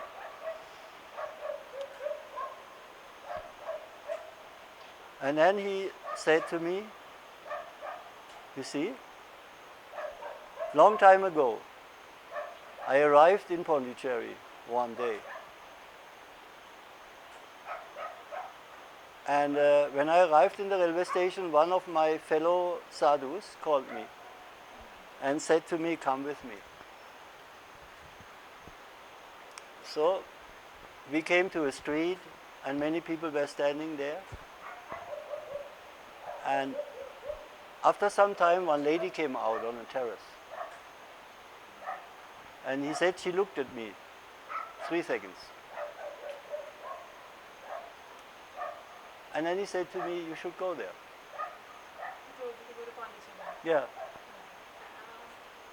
How many days did you spend with him? 3 days. Yeah. I never saw him again. Yeah, he gave me the name Kartik, right here. I was a very stubborn kid, so I didn't go immediately. I went to one jungle retreat on an island between Sri Lanka and India to stay in total silence, in isolation. Only after that, I came back to Rameshwaram, took a train, arrived in Pondicherry. I arrived at the gate of the ashram. One old man was standing there, tall man. Later I found out it was Champaklal, the person who was attending Sri Aurobindo and Mother. I didn't know, so he took me by the hand, looked at me and said, "Son, you have come late, but you have come." Then he took me inside the courtyard, and I was a bit shaken, no? Because I have never seen this man, and he just takes me by the hand and say, "How can he know that I am late?" So I was eyes half closed, walking beside this man, and he said, "Just sit down here." So I sat down. I don't know how long. He had brought me inside the inner courtyard. Inside, where is the Samadhi? It's a big tree with a marble structure. So I sat there, slowly came up, opened my eyes. This whole Samadhi on that day was covered with lantana flowers. So you can imagine how I felt. No? I was weeping. And on that day, never again I have seen it, and I have seen it so many times, hundreds, thousands of times in the meantime. It was covered with the orange lantanas. No? You have these two shades. No? So it was mainly the orange one. There was also a few pink, but mainly it was the orange one. So I was in tears, simply. I mean, how you can explain all that? It is too much for the reasonable mind to understand. So inside there's like a collapse. When I came back again, I was so grateful that how beautifully Maharaj has guided me, because from that moment on, everything opened. I had so many opportunities. I was working in reforestation and soft energy projects. Just things were flowing and coming. So each time I come here and thank to Maharaj, because from that point on, my inner development really took a beautiful turn, and I could proceed step by step in the inner development. So you feel like, in a way, Maharajji sent you to Yeah, the of place, course, he sent me. He sent you to the place which Yeah. was appropriate for you. Yeah, it was, these great souls like Maharajji, they guide every individual personally. They are according to what is the need of the moment. I mean, if you hear about so many people which have come in contact with Maharajji before and after, these are all individual stories. It doesn't mean automatically that you have to stay here in Kainchi. Yeah. No? No? Exactly. So this is what I felt what I told you in the beginning. No? There was a very sweet opening. At the same time, there was something reluctant. No? So, for me as a young man, it was not a good place to stay. So he arranged in such a beautiful way. You know? And when I first time came back, the old Mugachi who was here, who wrote this book, how you pronounce? So, I knew Dada quite well. First time I came back, I came to his room, I came in, he was sitting there with a book. I knew this book very well. It's called White Roses. It's White Roses, and it is written by one of the close disciples, a lady painter who was living in the ashram all her life in Pondi. So he had this book, reading in it, and he looked at me and said, "You are coming from a place with a vast consciousness." Now what do you say? You're coming from a place with a vast consciousness. Yeah. And without you saying? Yeah, I didn't say him. Without you? Yeah, I didn't. So you see, He see knew the, about you yeah. telling him that Yeah. you're coming from.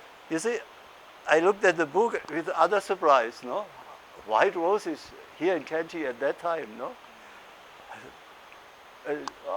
You are coming from a place with a vast consciousness. Yeah. So you can see how, on the level of these outstanding beings, there is a direct connection. And each individual soul is guided according to what is best for its development. There is no this ashram or that ashram and this sect or that sect. It doesn't exist for these people. There is each individual being which is unique and it has its unique way. So the real master knows that and guides accordingly. So in my heart, all this is inside. There is no division. When I'm here, I'm fully here. Jai Maharaj. No? When I'm in Pondicherry, Jai Sri Aurobindo, Jai Mataji. There's no, it is sub ekhe. It's the same. Yeah, it's sub ekhe. That's it. He was right. That's a sentence who struck me here. You know, when I first time came here, sub ekhe. I thought, You know, in your being, you have so many possibilities. And the smile of a child at the entry of this ashram may open another door in you. You know? Or you go, or this monkey is shouting, and your half is laughing. You see, something is happening. You see, what you call the guru. The guru has taken a form in the beginning to help us. He is there in a physical form. For some people, they can meet him in this physical form. Some people cannot meet him. No? But after some time you realize the guru is you. It's you. It's you, everybody. This is the guru, there's the guru. And then you have finally arrived in yoga. Before we are only reasonable beings. So this is why I come here. Every single step is the guru. Shri Ram Jai Ram Jai Jai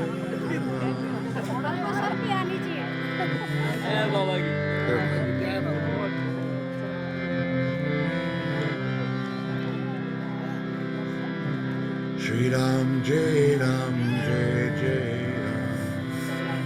Shri Ram Jai Ram Jai Jai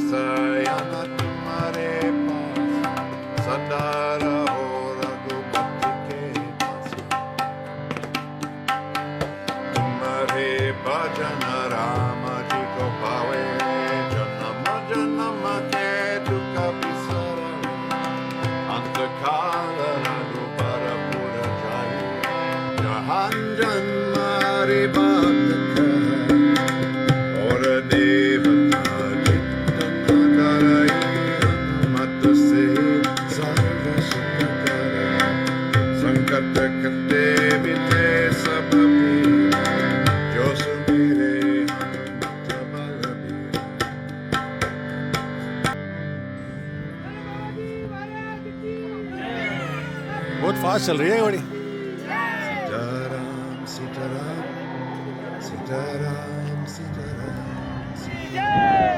बाबाजी महाराज की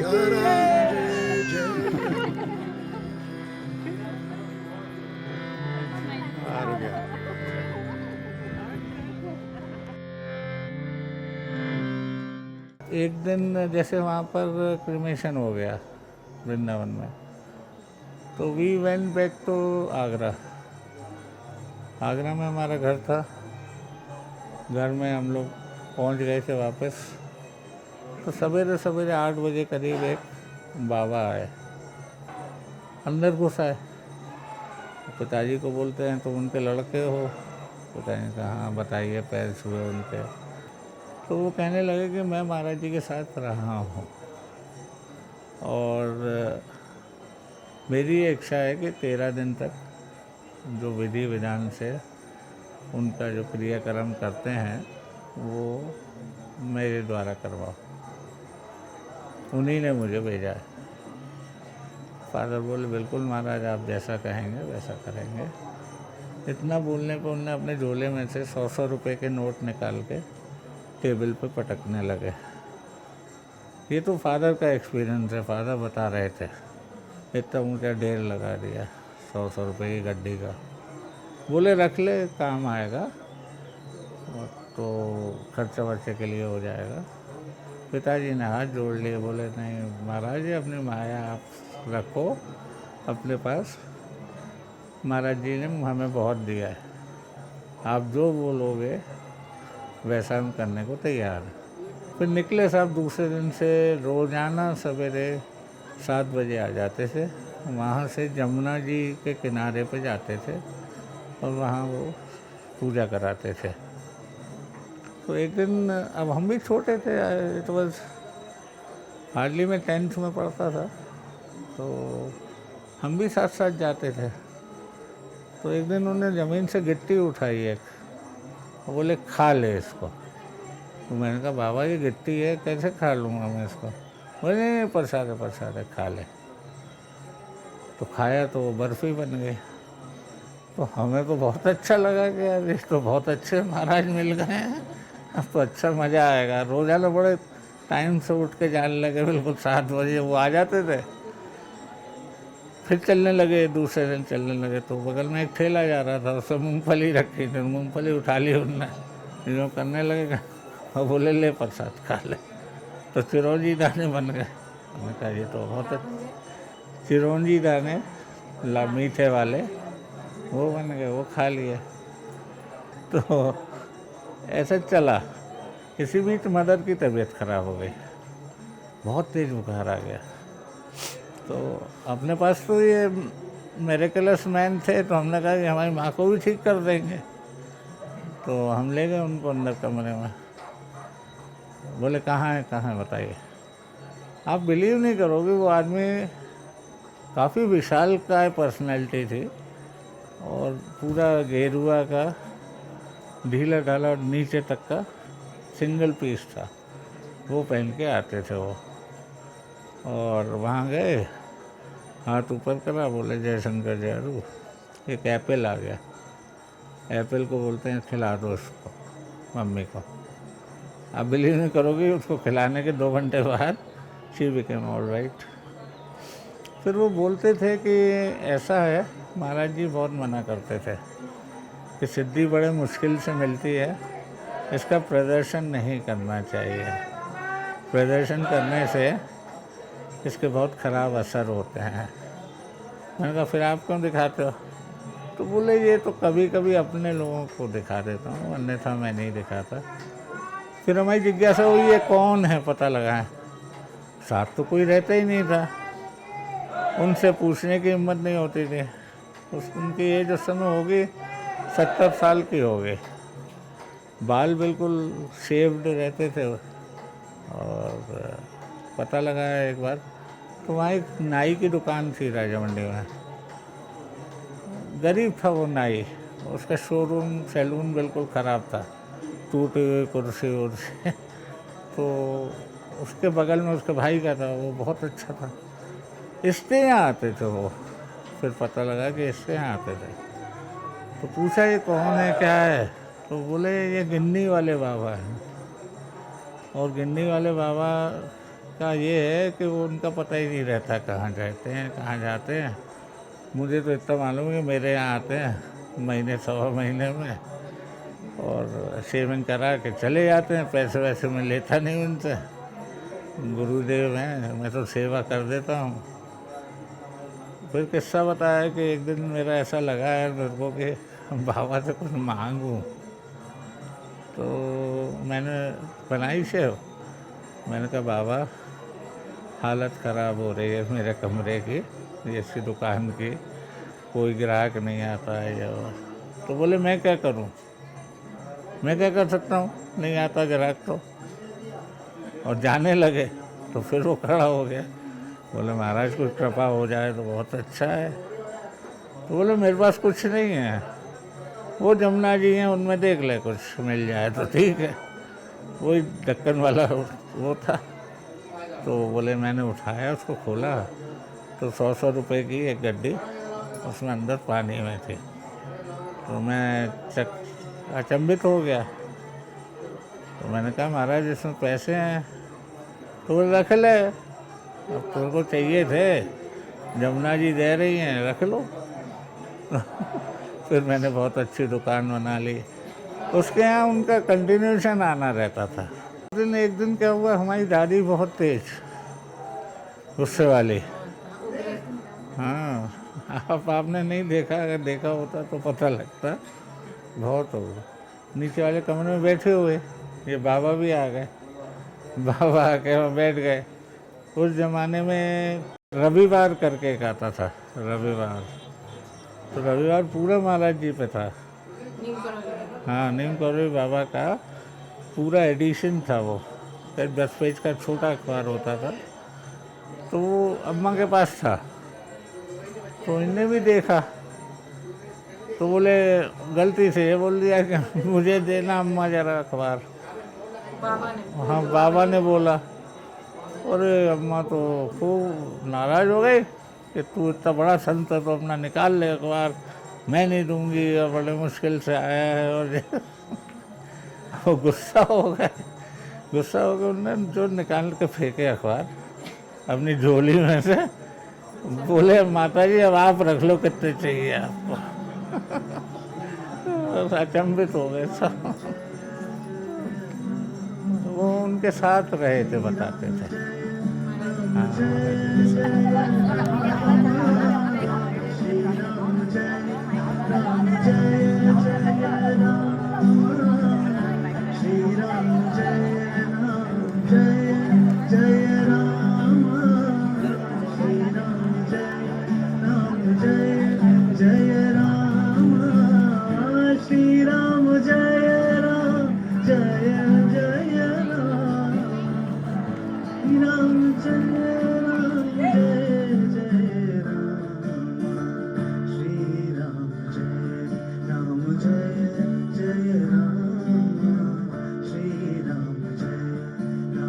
I was working as a businessman accountant in Chicago, wearing a three-piece suit, carrying my briefcase.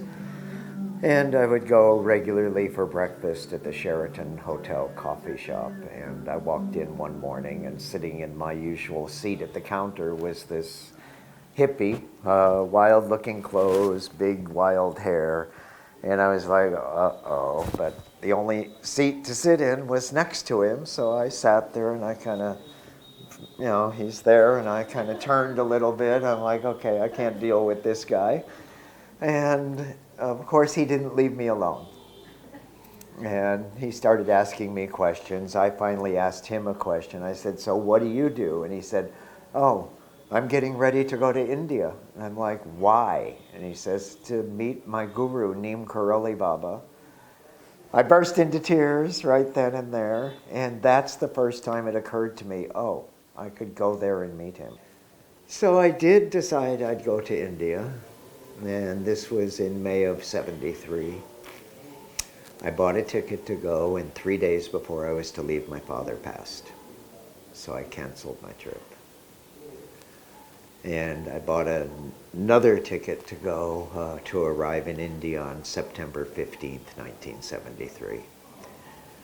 And on the 12th, I received a telegram. The only telegram I've ever received in my life was from a devotee in India saying that Neem Karoli Baba had left his body. And I ripped that ticket up into tiny shreds and didn't come to India for many years. I did get caught in a lot of suffering and unworthiness. You know, of course, it's like, oh, it's all about me. My dad had to die just so I wouldn't be able to see Baba, and then Baba had to leave his body just so I wouldn't be there with him, you know. And it took a number of years to sort through that in that sense, but it was never about him leaving me or him doing, it was always, I must have done something really bad that I didn't get there. when I was with Siddhima, I think it was in 1985, I was spending a lot of time with her in Vrindavan. And at that time, she told me that I should go and spend time with the Hanuman Pujari, stay with him, learn everything he was doing. And I was like, I don't want to be doing puja, but she said to do it, so I did. Well, after being there, I think it was before Holi still, she was there for about 2 weeks. During that period, I became much more focused on Hanuman. I had always loved him, and after maybe a week, she started calling me Hanuman Das. So I was actually living in the East Coast at that time when I came to India. And in the summer of '86, I received a letter from Vishu McGee, who owned the land that the Hanuman Mandir had been put on. And he and I were good friends, and I had previously lived in New Mexico and helped put Hanuman in the room, and then I had to move for work. And he wrote me a letter saying, you have to come back now. We're designing and building the new Hanuman Mandir this year. The night before I got the letter to come back to Taos, I had one of those darshan dreams, but in the darshan dream, Maharajji was crying. And I'm like, Baba, what? You're not taking care of me. Nobody's taking care of me. And I'm like, no, Baba, I do arti every day. I do my puja. I think of you all the time. And he's crying, no, nobody's caring for me. And I woke up and I'm like, what was that about? And then I get the letter to come back to Taos and start taking care of the ashram. So I quit everything I was doing. Within 3 days, I was back in New Mexico. I got this letter. I decided, okay, I have to go as quick as possible. I told my friends, and there wasn't a dharamsala or anywhere that I'd stay in, so I knew I'd have to camp out in a tent for some time until we figured it out. And I told this to a friend of mine, and she said, oh, well, I've got a friend who is a distributor for tents. Let me take you to visit him. And she's totally just a straight woman, nothing to do with God or guru. And on the way there, she says, oh, do you mind if I stop at the bank and then we'll go? And I'm like, sure. So I sat in the car. She went in the bank. And after about 5 minutes, she comes running out. She's like, get out of the car, get out of the car. And I'm like, oh my God, what's wrong? And I get out of the car and she couldn't speak. She was just going like this. And I look and there's an old man with his head down putting his key in the car. And he lifts his head up. And I swear it was Baba. I mean, it was so much Baba that my mind didn't do anything. I was on the ground, full danda pranam, like that. And so finally I get up and I'm like, oh, and he was already driving away. We get in the car, we were both speechless. She drives me to where the guy has the tent. He has a lot of them. I pick one out. I ask him how much, and he says $300. So I go to reach in my pocket, and she goes, no. She says, I wanted to go to the bank so I could draw some money out to pay for your tent.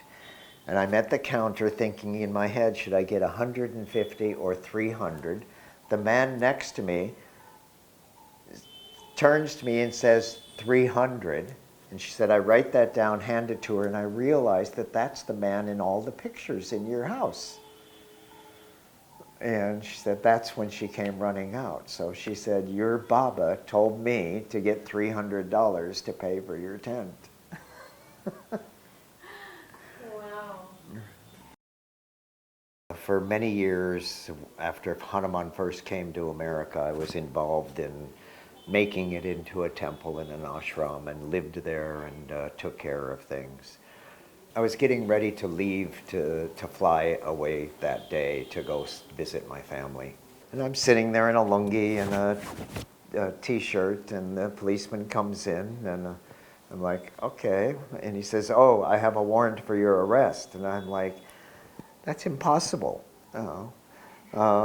He says, no, I haven't, and I said, well, can I see it? And he, no, it was on the radio. They told me that they had you in their records. So I'm like, okay. And he said, you have to come with me. And I said, well, let me go change into some clothes. And I went and I put my clothes on.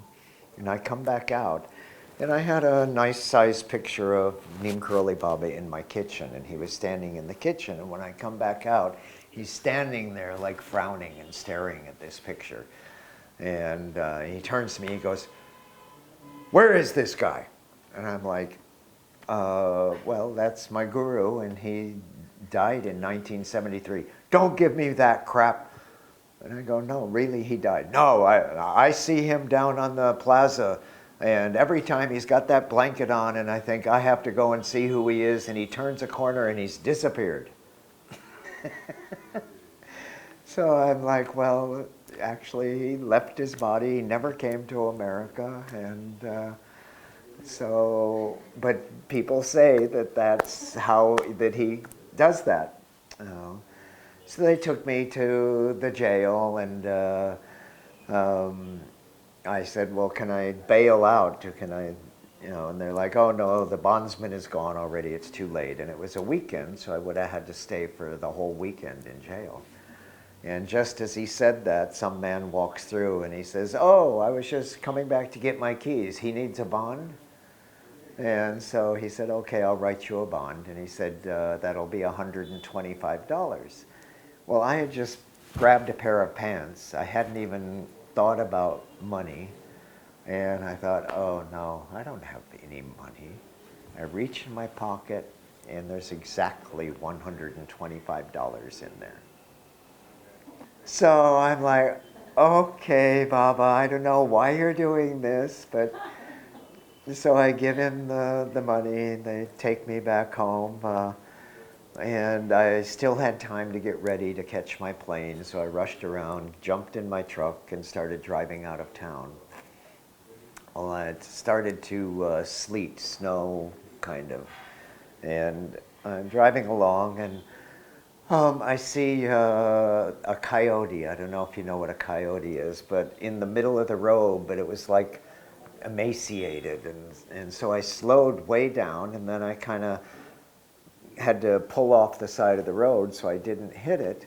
And as I got off on the side of the road, my car died, and then the engine burst into flames. So I'm like, okay, and I was like thanking the coyote because had it not, Oh my God. I would have been driving along, and who knows, on an icy road when that happened, anything bad. And so I thanked the coyote and thanked Baba, and then in those days there were no cell phones. This was in maybe 86 or something. So then I hitchhike back to the ashram, and I get there. And as I walk in, the phone is ringing, and I answer the phone, and it's a devotee who is in a great deal of pain, and he says that he has a gun to his head and he's going to kill himself. So I spent 2 hours on the phone with him. He didn't ever kill himself. And I think to myself, did you do all of this for that devotee just so I would not take my trip and be here to answer the phone and talk him through it? And so, I mean, who knows what Baba's ways are? I mean, the policeman seeing him in town, what was that about? Well, the next day I went to check on my arrest, and they said, oh, that was some big mistake. There's nothing in the system about you. And I'm like, okay, I figured that was the case. Then later that day, that policeman comes with all of the policemen from the town, brings them to the ashram, shows them the picture, and says, he's been dead all these years, and yet he appears to me. You take care of this place.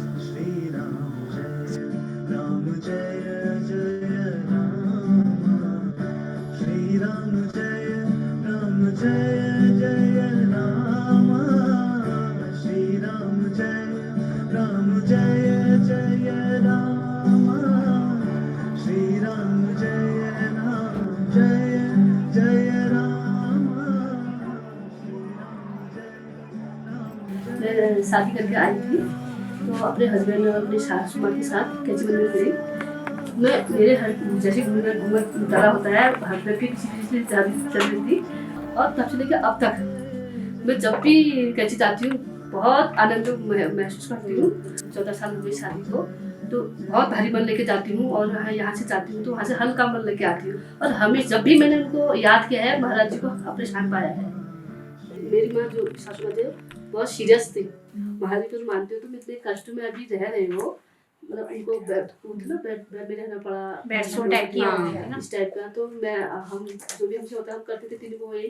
तो मैं कहती अब मैं question करती थी तुम इतना मानती हो तुम इतना कष्ट झेल रहे हो तो तुम्हारा अभी उन्हें मेरे सासू माँ ने बताया जो मैं झेल रही हूँ इसकी सहन करने की ताकत भी मेरे को महाराज जी दे रहे हैं और तुम मेरे सामने भी खड़े हो सेवा कर रहे हो ये भी उन्हीं की कृपा है। तुम्हें ऐसी शुद्ध बुद्धि आ रही तो उन्हीं की कृपा से आ रही है कि तुम मेरे 3 बहू मेरे सामने लगे हो। ये सद्बुद्धि हर किसी को नहीं आती है जिसके मेरा शरीर मेरा है मैं इंसान हूँ तो मुझे ये कष्ट होना है और भगवान करे ऐसी सद्बुद्धि हमको हमेशा दे चाहे और को भी दे। हमारी कृपा ऐसी सबको बनी रहे। संकट कटे मिटे सब पीरा जो सुमिरे हनुमत बलबीरा जय जय जय हनुमान गोसाई कृपा करो गुरुदेव की नाई जो सतबार पाठ कर कोई छुटही बंधी महा सुख होई जो यह पढ़े हनुमान चालीसा होए सिद्धि साखी गौरी सा तुलसीदास सदा हरि चेरा की जय नाथ हृदय महाडेरा। I think in my case, I've come to understand that I know less and less about how things are. As you progress on itself. Well, yeah, and some particular events in my own life have showed me I don't know anything. And I think that from the view of a siddha who sees all of that, sees past births. So in our 3 or 4 dimensional world, I think Maharajji is seeing it from another dimension, where time and space and all of it is just one. And he always kept saying, Sabek, it's all one. And from that place, everything is available and it's all, in fact, the same. And the individual differences that we live in are, I guess what you call lila. It's the play. And we're the players. And we don't often know what our parts are. Well, I used to assume that having a guru meant you had that protection and blessing. And 4 years ago, my 14-year-old daughter was killed in a traffic accident. And it shattered me, just tore me apart. And it's still very much a deep wound. But it also opened my heart in a way that probably nothing else could have. I thought having kids really had opened my heart. And that happened to me very late in life. First child came 2 weeks after my 50th birthday, so late starter. But losing a kid, it was like all of your assumptions get swept away. And it's hard to see the blessing in something like that.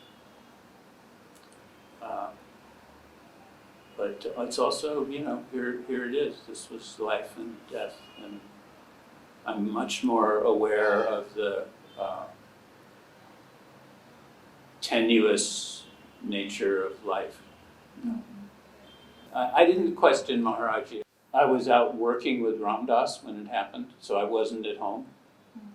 And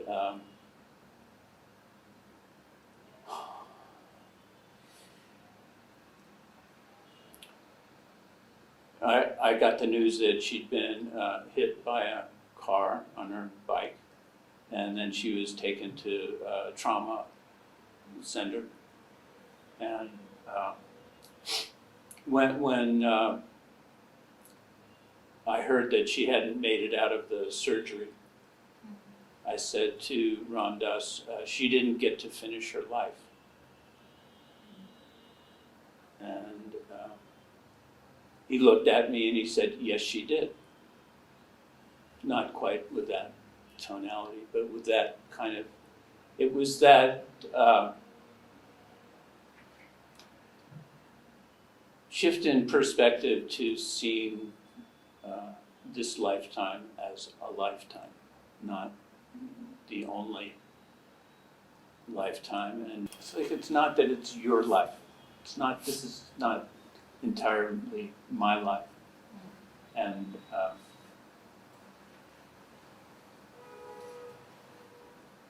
I know that my daughter is under Maharajji's blanket. Seeing your life as a spiritual path doesn't protect you from having to go through a lot of intense difficulty in your life. And we used to call the time at Kainchi, when we were all there with Maharajji, under his everything was under his sharan, his blessing. And we used to call it the pressure cooker, because it was at times all of our personal defects came up, getting angry about silly stuff, and this and that, and wanting his attention, and we came to call it the grace race. Yeah. Because everyone wanted that, but we were just bathed in his love, and at the same time he was taking us through our stuff. Even when you're going through the worst stuff, he's here. And I mean, sometimes you can't find him because your mind gets torn away by events or your own attachments. Yeah. We ended up doing these Vipassana Buddhist meditation courses in Bodh Gaya.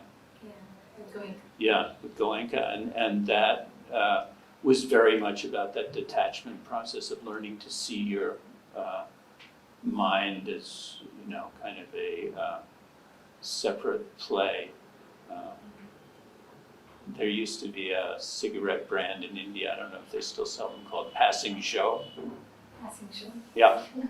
So you can see these billboards for Passing Show. And that was the kind of way that we learned to see our minds and all of this that we're caught up in,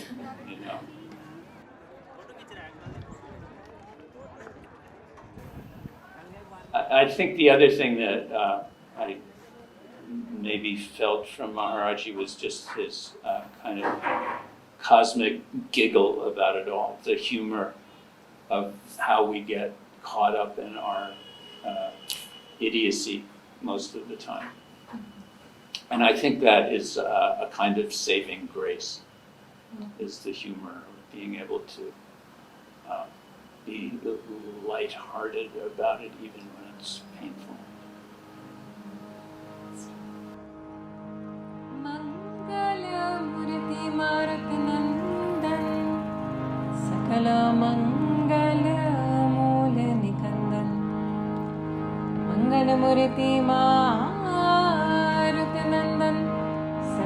Mangala Mula Nikandan Shri Ram Jai Ram Jai Jai Ram Shri Ram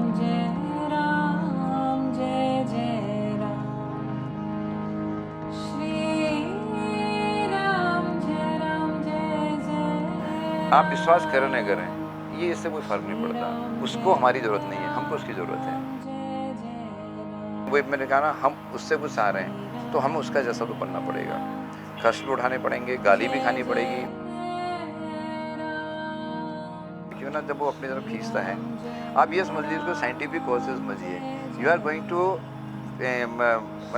purity के मतलब extreme में जा रहे हैं, ultimate में जा रहे हैं। आप चाह रहे हैं कि आप उस तक जाना चाह रहे हैं जहाँ पे कोई इम्प्योरिटी है ही नहीं, लेकिन आपके अंदर बहुत इम्प्योरिटीज़ हैं। आपको अपना पहले अंदर से जितना हो सकता है मैं को ख़त्म करना पड़ेगा। मैं नहीं हूँ तो कष्ट नहीं है। जिस दिन वो जनादे में हूँ ना आपको, तो आप समझिए आप जीत गए बस। और क्या मुझसे बड़ी बात, ये तो आपकी खुशी है ना, वो महसूस करा दे मैं तेरे पास यूँ करके, बस जिस वो आपको मिल गया। तो उनका विश्वास तो है ना, तो विश्वास पे सब कुछ। मैंने आपसे कहा ना, हनुमान जी का विश्वास था तो वो चले गुड़ी लेके, महाराज जी का विश्वास था तो वो पानी लेके उसने घी बना दिया। तो ये सब चीज़ें, सारा खेल विश्वास का है। आपकी राय में मनुष्य भगवान हो सकता है? मनुष्य तो भगवान है, ढूंढे तो सही। भगवान का अवतार है या भगवान ही भगवान हो सकता है? लेकिन अवतार क्या है, सब उसी, हम सब क्या है, उसी पार्ट तो है ना। मतलब मैंने कहा वही कन्फ्यूजन हम लोगों, यही तो है ना, हम आए कहाँ से हैं। वो क्रिएचर तो वही हमारा ना, वो किसी रूप में भी है, तो उसको तो वो ढूंढते हम अपने अंदर ही है ना। आपने देखा हनुमान जी को, या आपने किसी को देखा, माना ही तो है ना, विश्वासी पे तो है, हम ही तो हैं। वो अपने अंदर ढूंढ रहे हैं, जो ढूंढ लिया वो पा लिया, जो ढूंढता रह गया उसने जिंदगी काट दी।